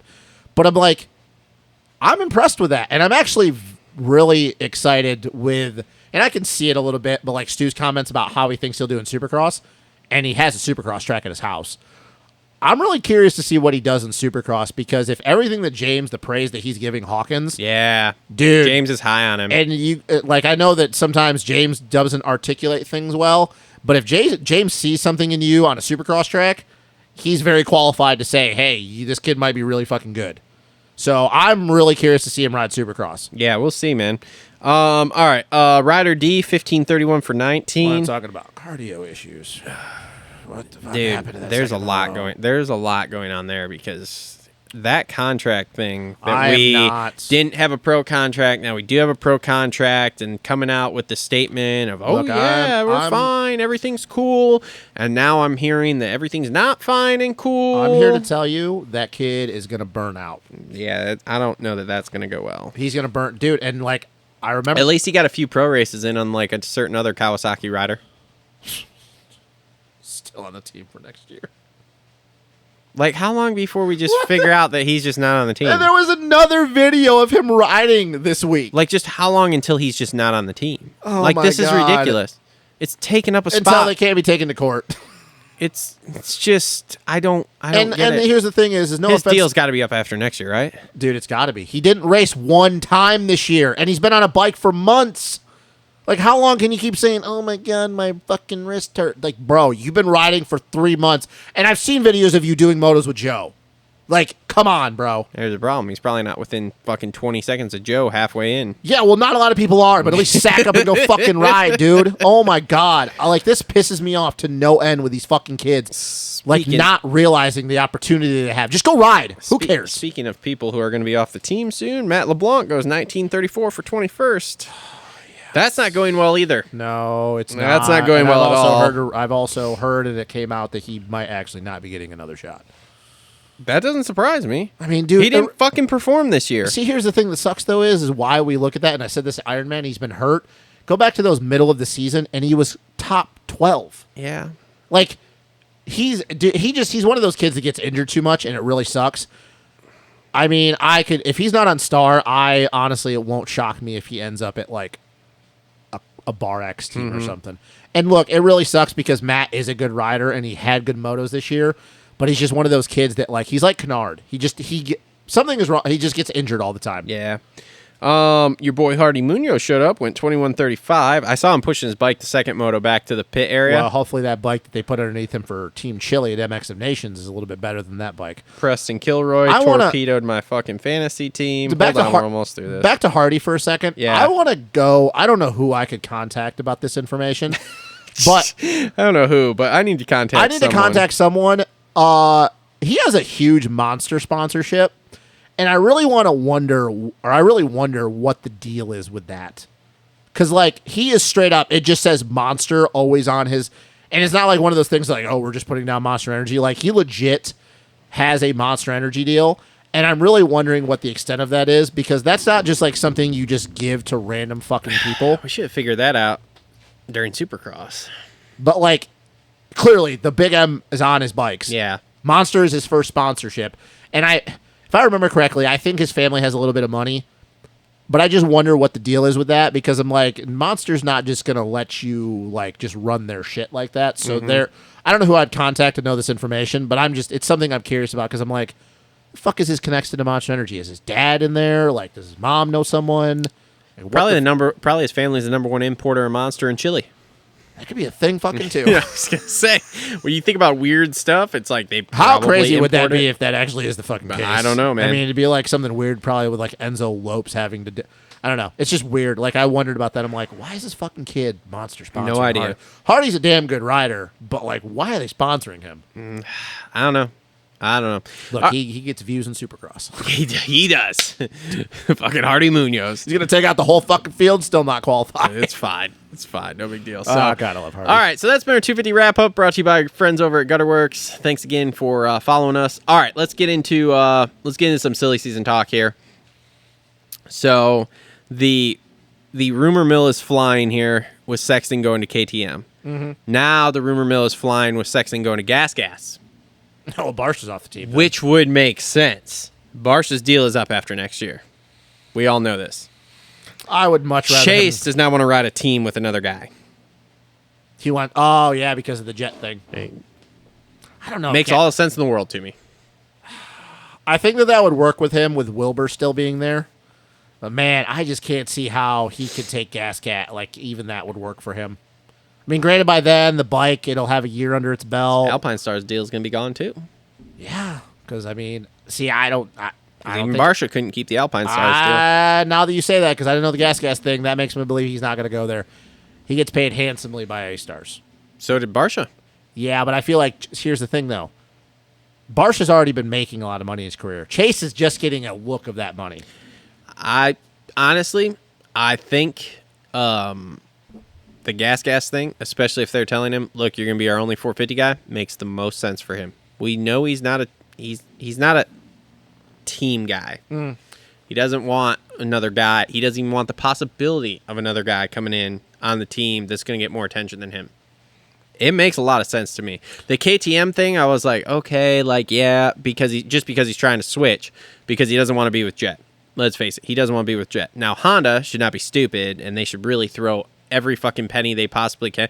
Dude, you got to have two semis for your two different 450 guys? No problem. You sign both of them, and you just let them battle fucking Royale. And here's the thing that just fucking told us right there with Chase leaving, and we know that Kenny, fucking still, like, Kenny's not gonna be on that team.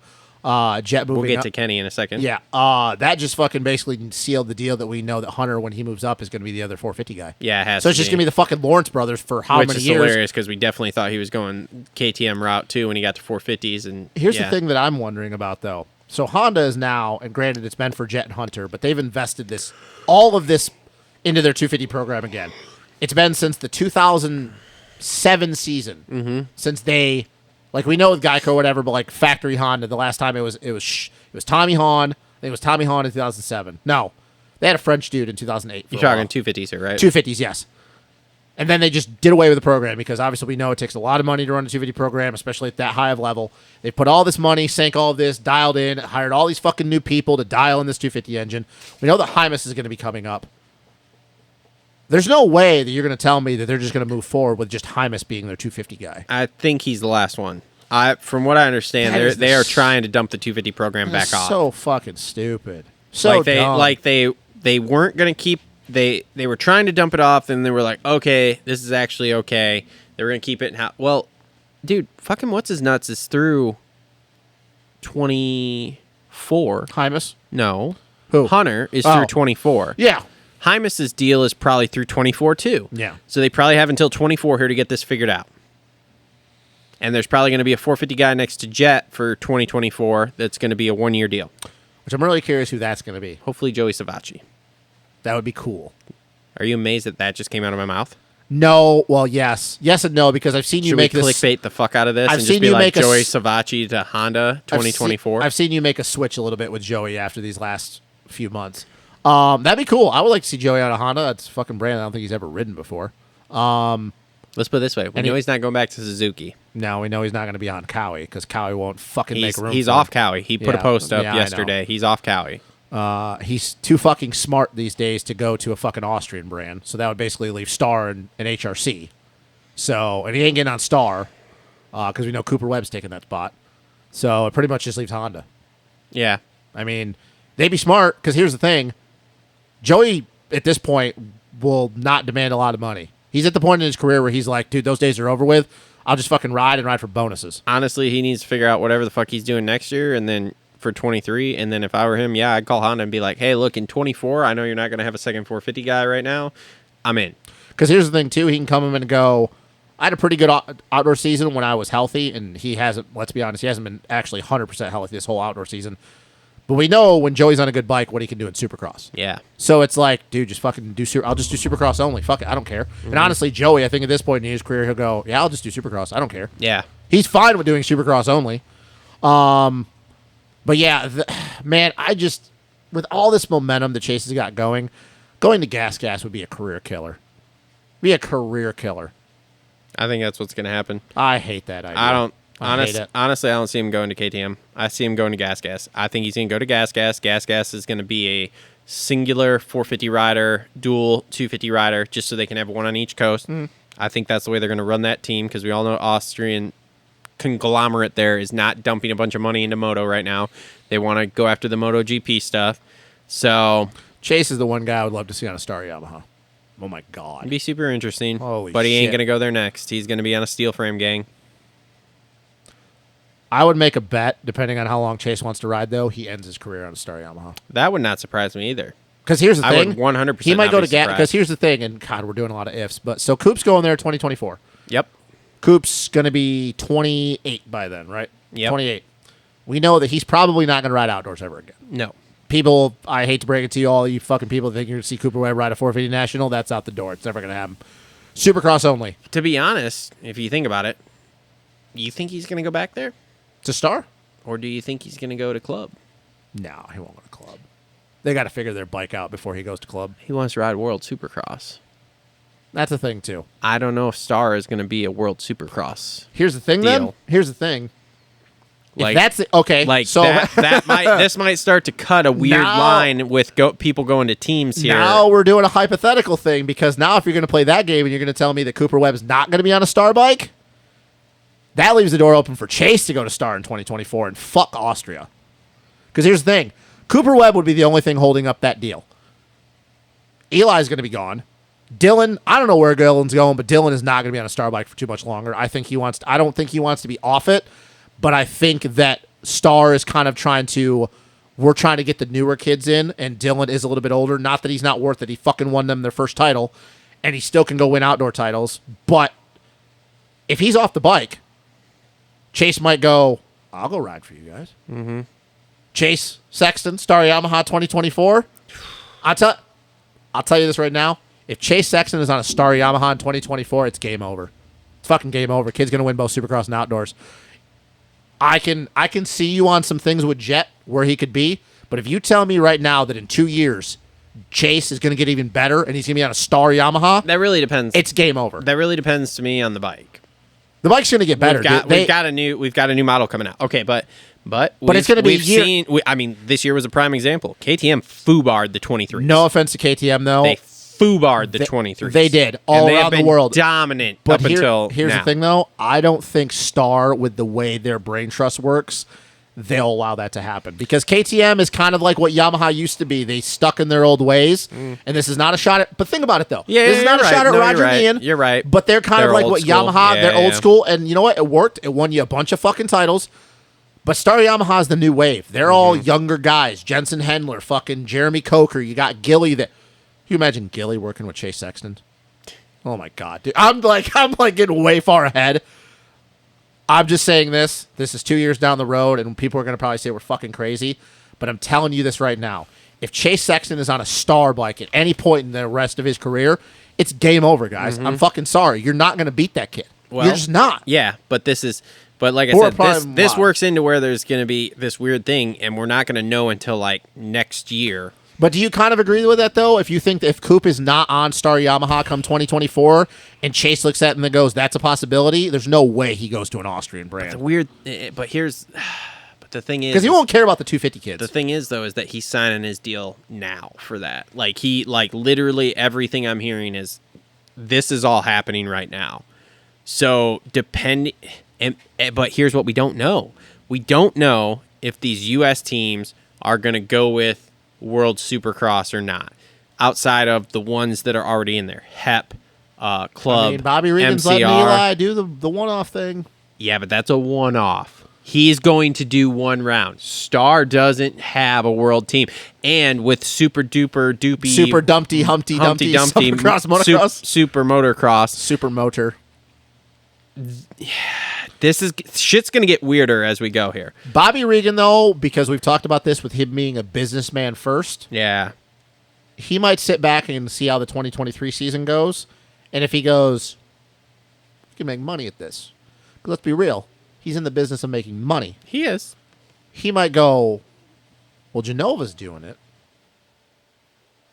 We can do it. Yeah. Because I don't think he's as tied down with Yamaha. But here's the thing: he's going to have to buy a team out then. Well, he can. At least we know he can afford it. Yeah. So he'd go buy the Crack Dak Yamaha team. yeah, I don't know, man. It's weird. But like I said, this is something that we don't know. And from what I understand, Chase's deal is happening as we speak. Like they are working this hard because he wants. I don't either, man. Oh my but God, we'll see. dude! All this that will kill his momentum that he's got going right now. Like I said, the gas thing to me makes all the sense. I mean, yeah, when you lay it out that way, it does sense in the world. And even with you saying like, yeah, Star Yamaha, yeah, but here's the problem: if he goes to Star Yamaha, he's not guaranteed to be the guy there either. But who would be? I don't know. I'm just saying he's not guaranteed to be the guy. I think by then though they might have had clicked off so many titles, 450 titles. Because let's be honest, Eli could win another one next year, Supercross that is. Chase might go look because that's the thing. If Coop doesn't go there, Eli's gone. I don't think Dylan's going to be there. He would be the only guy. Yeah. I don't know, man. Maybe I'm just trying to manifest that into existence, but like seeing him on a Star but it's Yamaha, great because we're about to clickbait the fuck out of this. I would love to see Chase on a Star Yamaha. Oh my God, it'd be game over. Because honestly, I really think that like with HEP and Club and stuff, I honestly think that MX Sports and Feld are going to force their hands. They're going to have completely separate teams for World Supercross. Well, you've seen that. I told you about the Club. HEP is. And Club, they got their World team and their U.S. team, so... the groundwork's already set for this not to be a cohesive thing of the guys in Supercross. The only team that isn't that way is MCR. Yeah.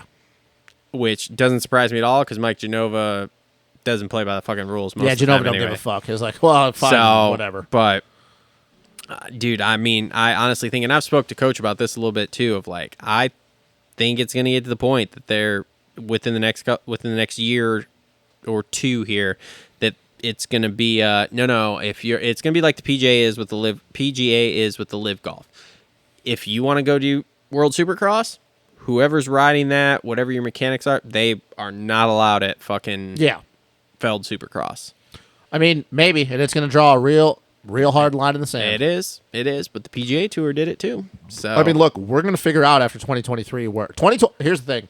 2024, we'll know where everybody stands. Like, there's going to be no ifs, ands, or buts. It's either we're going to know where people stand by the end of 2023.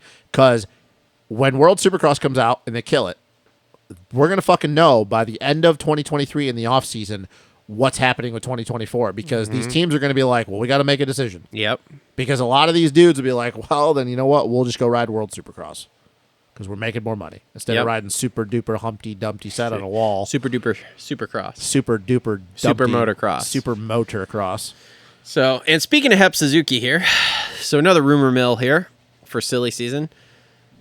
Supposedly Roxon's talking to them. Shout out Johnny Hopper here for getting scoops on some of this stuff. Did you see Colt Nichols is probably going to be on that team? Because, by the way, that comment that I made about the team folding, that's an actual, now it's just out there apparently. Yeah. Shocking. Have you also heard that Hep is probably switching to KTMs? Yeah. I'm curious with them going to KTMs where Bar X is going to go because Bar X, I think, is switching manufacturers as well. That's super interesting. So what's really super interesting about it is the fact that I heard, 6 months ago, that Suzuki's making a push to get back into moto, and that they made AC a huge offer. Mm-hmm.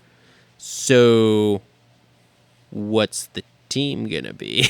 Because if Hep is going to JGR KTM, again. if Hep is going to KTM, which would not surprise me, because there's a hole in the KTM support team they're here. searching. Yeah, because it was, whatever, fucking Rocky Mountain, BBMX, whatever the fuck, which we all know those fucking situations. We won't get into that again. So, and KTM, they are obviously smart enough. They want a support team. Yeah. So, okay, we're going to have a support team. Hep's doing big things. Hep is into World Supercross. There's our ticket into World Supercross. Because let's face it, there isn't KTM team, is there? The MDK, that's basically you ride whatever you want to. Yeah. So and Chad's riding a KTM. For MDK and the Rick Ware, I think, is the same way. You can ride whatever you want to. So there are going to be some guys that are riding a KTM because they think Bogle might ride a KTM 250F. Yeah. So, but I think Nichols is going to be on the Hep team next year because the whole deal fell through with. I think Ken is too.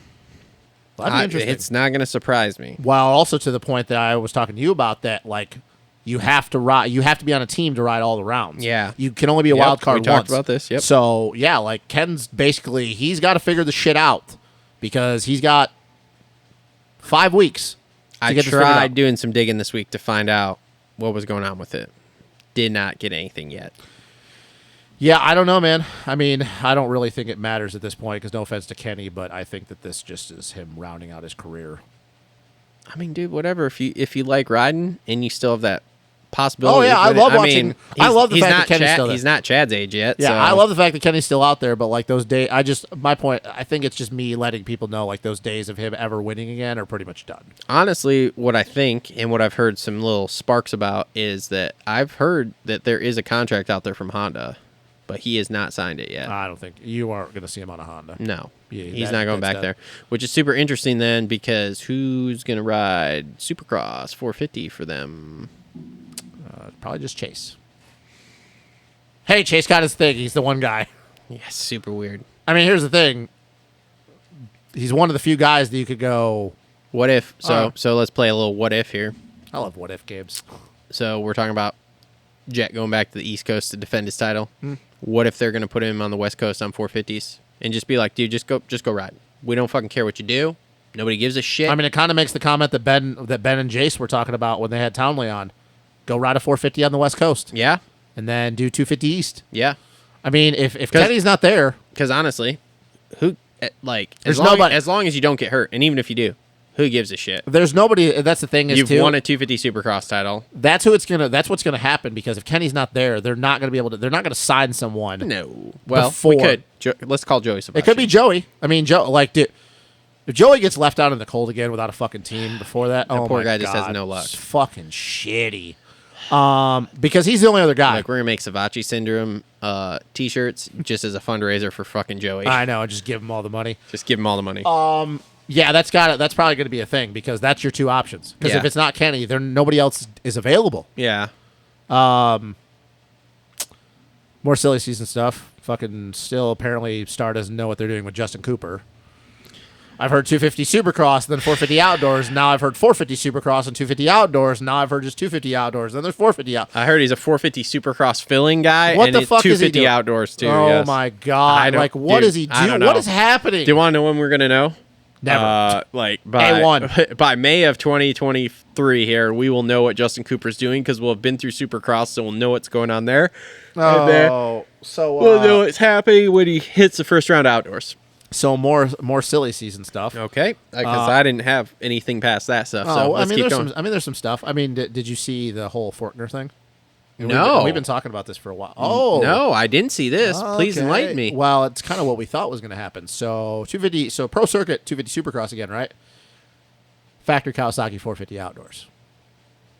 Where did you see this? Michael Lindsay came out with it. No shit. Yeah. 250 Supercross again, 450 Outdoors. So remember how we had a conversation? Shout out to Michael Lindsay. He does good at digging shit up. God, here. he's fucking good. He's kind of a weird dude, but he's really good at his job. He used to not be like this, but he is getting much better at digging this shit up. He is really good at his job. Shout out Michael Lindsay. He's still a weird dude, but he's really good at his job. Hey man, he's fucking weird. Let me just slap you like this and then pat you on the back on the way back. You gotta look, Michael, cut your fucking hair, bro. But yeah, but remember how we talked about this whole thing with Kawasaki's just trying to fulfill that contract to dump him? So here's what's going to happen. That's exactly what's going to happen. He's going to ride Pro Circuit Supercross one last time.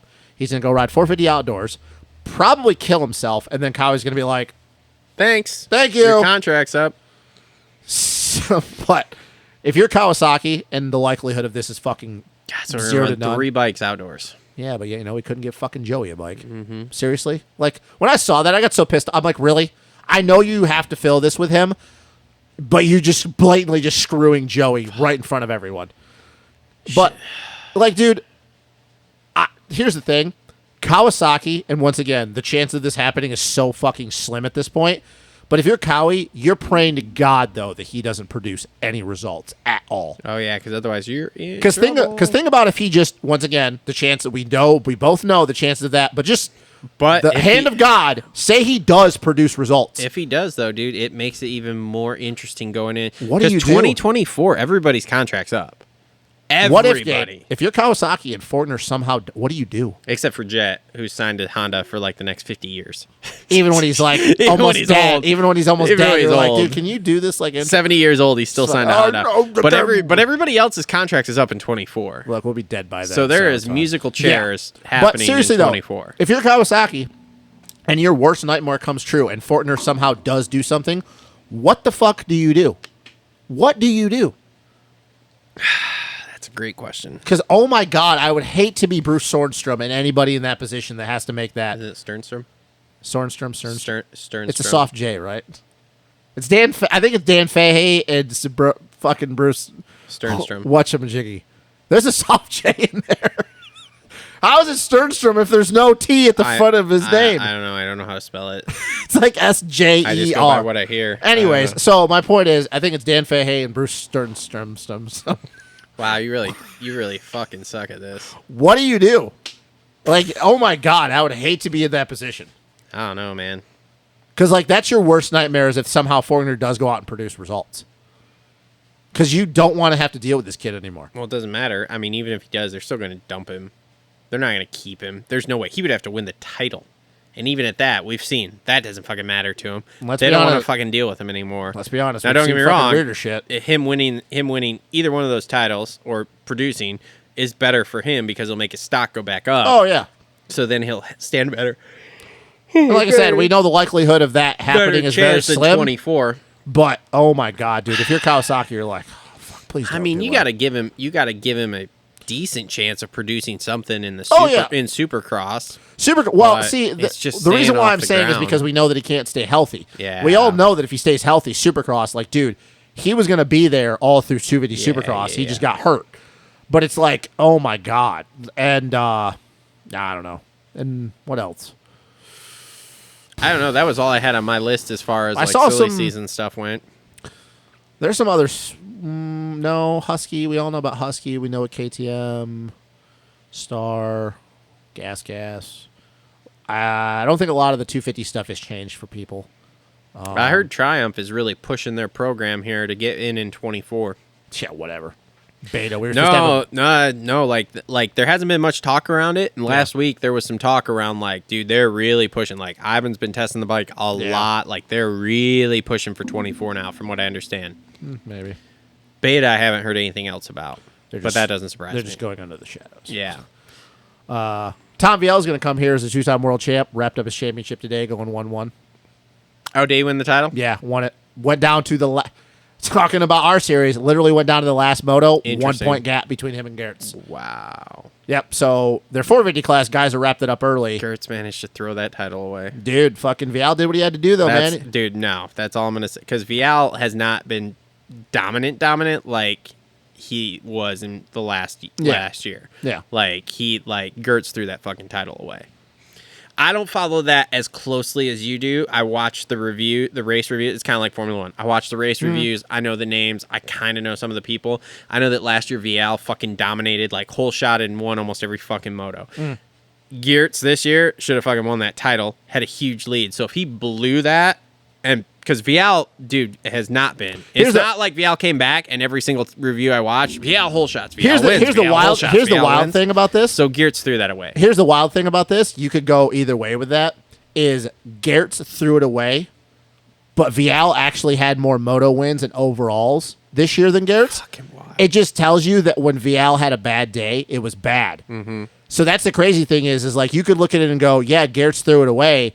But if you look at if you were to just look at it in a phone booth of like the results and dude, fucking Vial won like goddamn 12 of the overalls this year and won like fucking 19 motos. Jesus Christ. So you're like, holy shit, he actually was better than Geertz. It's just his bad days were so fucking bad.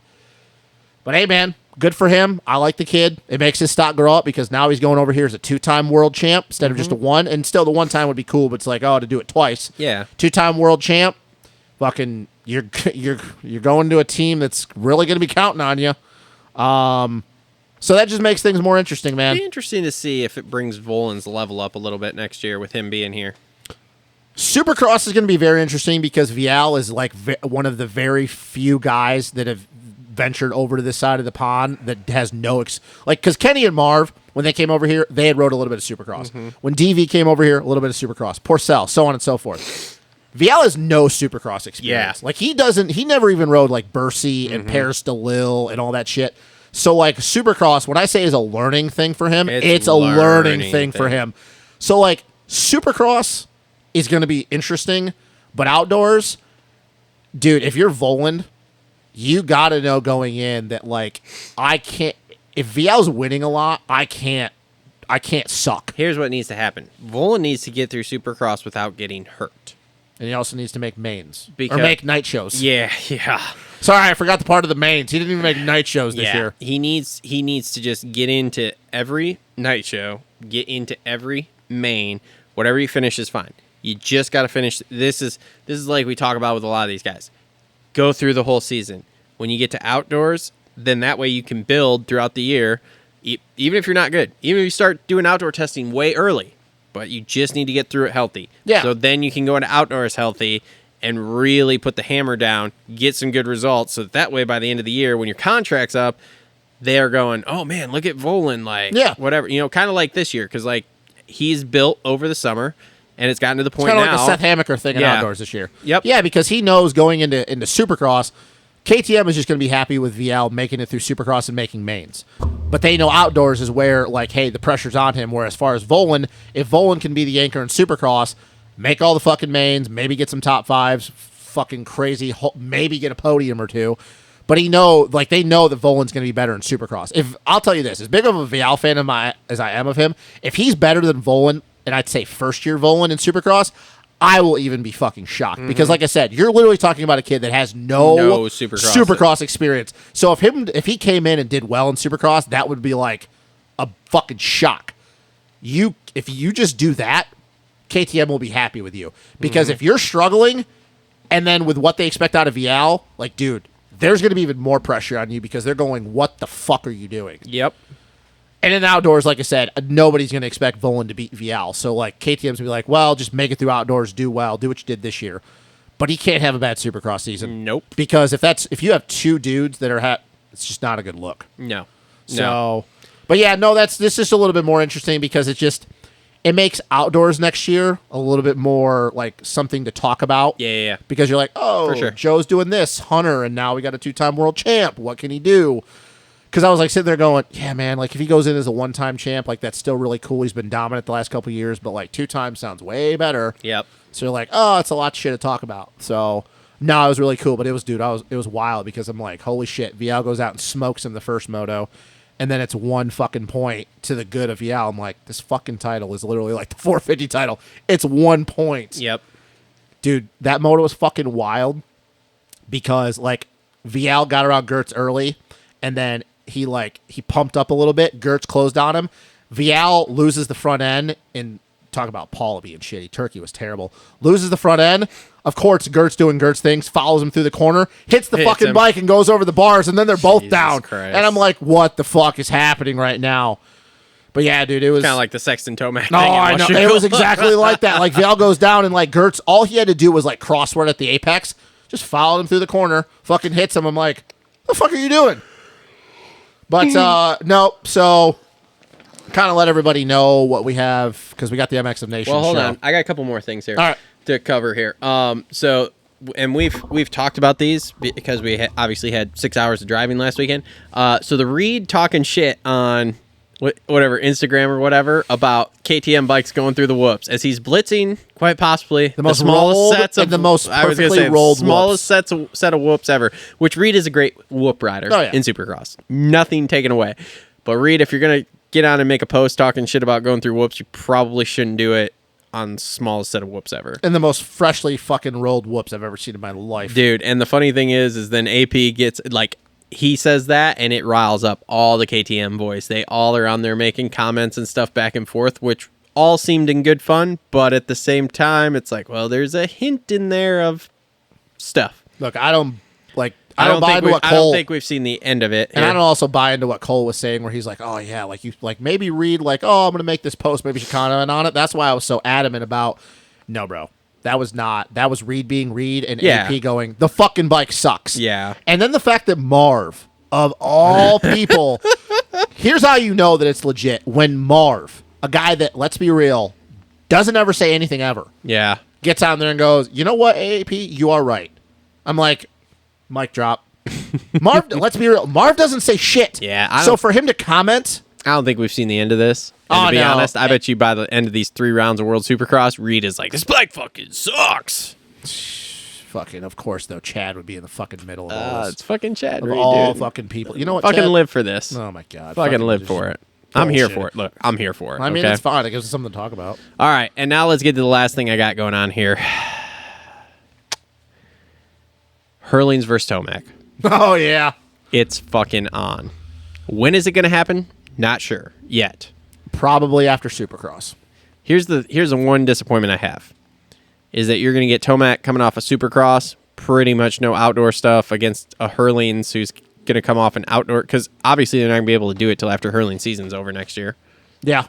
So, but it's on. Yeah, that's going to be very interesting. Jace has talked to both of them. They're both in. That's I'm gonna be fucking very pumped on this. It's going to be very interesting to see how they do that, though, because when they're going to do it. Because obviously we know the GPs, with them having 20 rounds, they have a lot more off time. Yeah. So, like, would you do it in between of that? And then, But can you imagine if he's, like, leading the title, comes over to do this, fucking crashes, hurts himself? I don't think Hurlings gives a fuck, to be honest with you. I don't think KTM so might, either. but Hurlings Dude, goes... He's literally like, I will ride Webb's practice bike and I won't touch a clicker. Let's make this shit happen. Which I'm like, this is wild how Hurlings much he doesn't wants to fucking do care. it. Yeah, but dude, it's cool because it kind of puts away all the bullshit of people like getting on their high horse and like Hurling's a cocky fucking this and that. No, it shows how much Hurlings respects Eli. Yeah, because he wants to do it, because he wants to be like, look, I keep saying I'm the best, but I haven't really beat him straight up. Because he even says in a lot of his interviews when somebody brings up Iron Man, yeah, but he was racing for a title and I was just here hanging out. Like, it was different. And even if you want to go further, when you talk about the GP at Jacksonville at WW, he goes, well, the first moto, Eli got a good start. I was buried. I closed up, ran out of time. Second moto, vice versa. Same thing fucking happened. And then it's funny, too, because he rarely even talks about 2018 at Redbud. So, like, in the back of his mind, he knows for him, he's like, oh, I'm faster than this guy. And then Eli probably the same thing. But they have so much respect for each other. But then it pisses me off when you always got to have those fuckwads that go in there. We'll put him on a Supercross track. We're not talking about Jeffrey Hurlings. Of course Eli would smoke him. Look, I'm a hater, and even I'm not going there. It's just, it's annoying because then you always have the people, we'll put him on a Supercross track, see what he does. Yeah, nothing. Are we talking Whole about... bunch of nothing. Are we talking about Jeffrey... Like, look, if you were to put Jeffrey on a Supercross track right now, he would get, like, 9th. Like, no, we're not fucking telling you he's going to beat Eli on an outdoor track. Or a Supercross track. That's not what we're saying. We're talking about outdoors. I'm here for it. I'm here for it, too. And I don't care if I got to pay for it. Oh, yeah. I'm paying that money all day long to I don't watch really that care, shit. man. Like, I'm all about it. And honestly, dude, they'd probably run each other into the ground. If it can happen at the JS7 compound, holy fucking shit. Well, because here's the thing. It would be the last time we would ever get to see them race against each other. Yep. Because obviously Jeffrey's not going to be at Redbud this year. Yep. And we're never going to see those two ride together on an outdoor track ever again, unless it's for like some bullshit in the future like, oh, hey, we got Jeffrey Hurlings and Eli Tomac. Yeah. Yeah, I don't know. I'm all about it. I'm here for it. I still think, even though I think it's pretty close to being a done deal, I think the logistics, there's still a lot to go into, like, how are we going to do this, and whose bike is Jeffrey going to ride, and obviously where we're going to do it, and then what's the format, and like how. So like I don't have a problem. I don't have any. I don't lack confidence that Jace will figure that out. But saying that, like, oh, they'll both do it. Okay, that was like the easy part. Yeah. The now getting all the shit lined up, but like, dude, I'm here to tell you, it'll break the fucking moto internet. If there's anybody who can do it, it's Jace. I'm just full confidence. And if he needs anything, I'm here to help.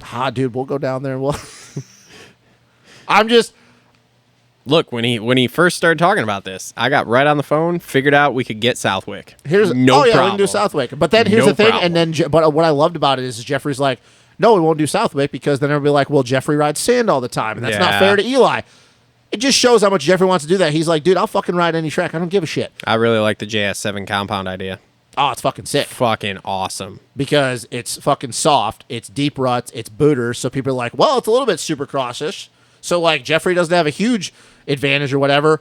But the problem is, like everything we know, that no matter what the outcome is, there's always going to be somebody on the other side. It's still an outdoor track, man. Like, it's booters, but, like, dude, he rides Indonesia. Oh, I know. Indonesia is fucking booters. All I'll say is there'll always be those people that if Jeffrey goes out and he waxes them, they'll be like, well, you know. And then it'll be vice versa, that if Eli did, they'll be like, well, you know. Yeah, it's fine. Like, look. But, yeah. Yeah, so, okay, so now we can run through. That's pretty much it for the show here. So we'll run through kind of what we're going to do here for the next for the off season, just so everybody knows, and then we'll wrap this up. So basically, we're going to do a preview show for Des Nations. Do you have an idea of what we're going to do for that? I don't fucking know yet. I got to figure it out this week. You got to do some research this week, bud, because I can't be sitting over here talking about a bunch of dudes and you have no idea who I'm talking about. Yeah, well, that's why I have you here. Yeah, because but see, I don't know much. I can't. That's fine, but I can't be sitting over here just like talking about guys and you have no idea who I'm talking about. Because that's the thing. I'm going to say names that you have no idea who the fuck they are. Yeah, probably. Anyway, so we're going to do Des Nations preview show. We will do a Des Nations wrap-up show, which will be at the track, much like we've been doing. So that'll probably be like half hour, 45-minute show of us probably walking around the Redbud facility. We're going to show you some stuff that you probably won't want your kids to see, and we're going to have some people on there that like you'll be like, hey. Look, subscribe to the channel. There's a lot of people subscribing to the channel because I'm doing the shorts. I'm doing a lot of the shorts. Like, I don't know how many videos at Ironman, but there's a lot. Have not even uploaded a percentage of them yet. So anyway, so we'll do a pre and post show for Des Nations because it is at Redbud. And then we will probably do 3 wrap-up shows for the 3 rounds of World Supercross. We're not going to do anything pre because who knows? This is such a new thing. So, but we will do shows wrapping that up. There will definitely be some vlogs coming up on the channel here because I have like footage from Redbud. I have footage from Ironman. We're going to do the D-Class to Supercross vlog because we're going to go to Kev's house to ride. We have Buck Bash coming up, so there will be a video from that. And then so that'll cover us through October. November probably will not be a lot.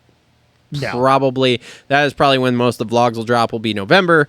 And then once we get midway through December there, well, then we're back into Supercross preview. We'll go up probably like last week of December.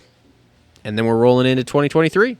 Look, guys, for the MX of Nations stuff, if there's anything that you guys want us to talk about, because it's kind of one of those things that because Travis doesn't follow the GPs like I do as closely, it's going to be kind of a hard conversation to talk about some of these guys. If there's anything you guys want us to talk about, like, hey, who do you think we think's going to win this, let us know, because like the MX of Nations stuff is always fucking hard because there's always people that nobody know. Like for me, I'll know who they are. There's a lot of people. I'm going to say names that like they don't know these people exist. Yeah. So it's kind of a hard thing if I say a name and you're like, who is that guy? I can only talk about the guy for so long before it's like, well, on to the next guy.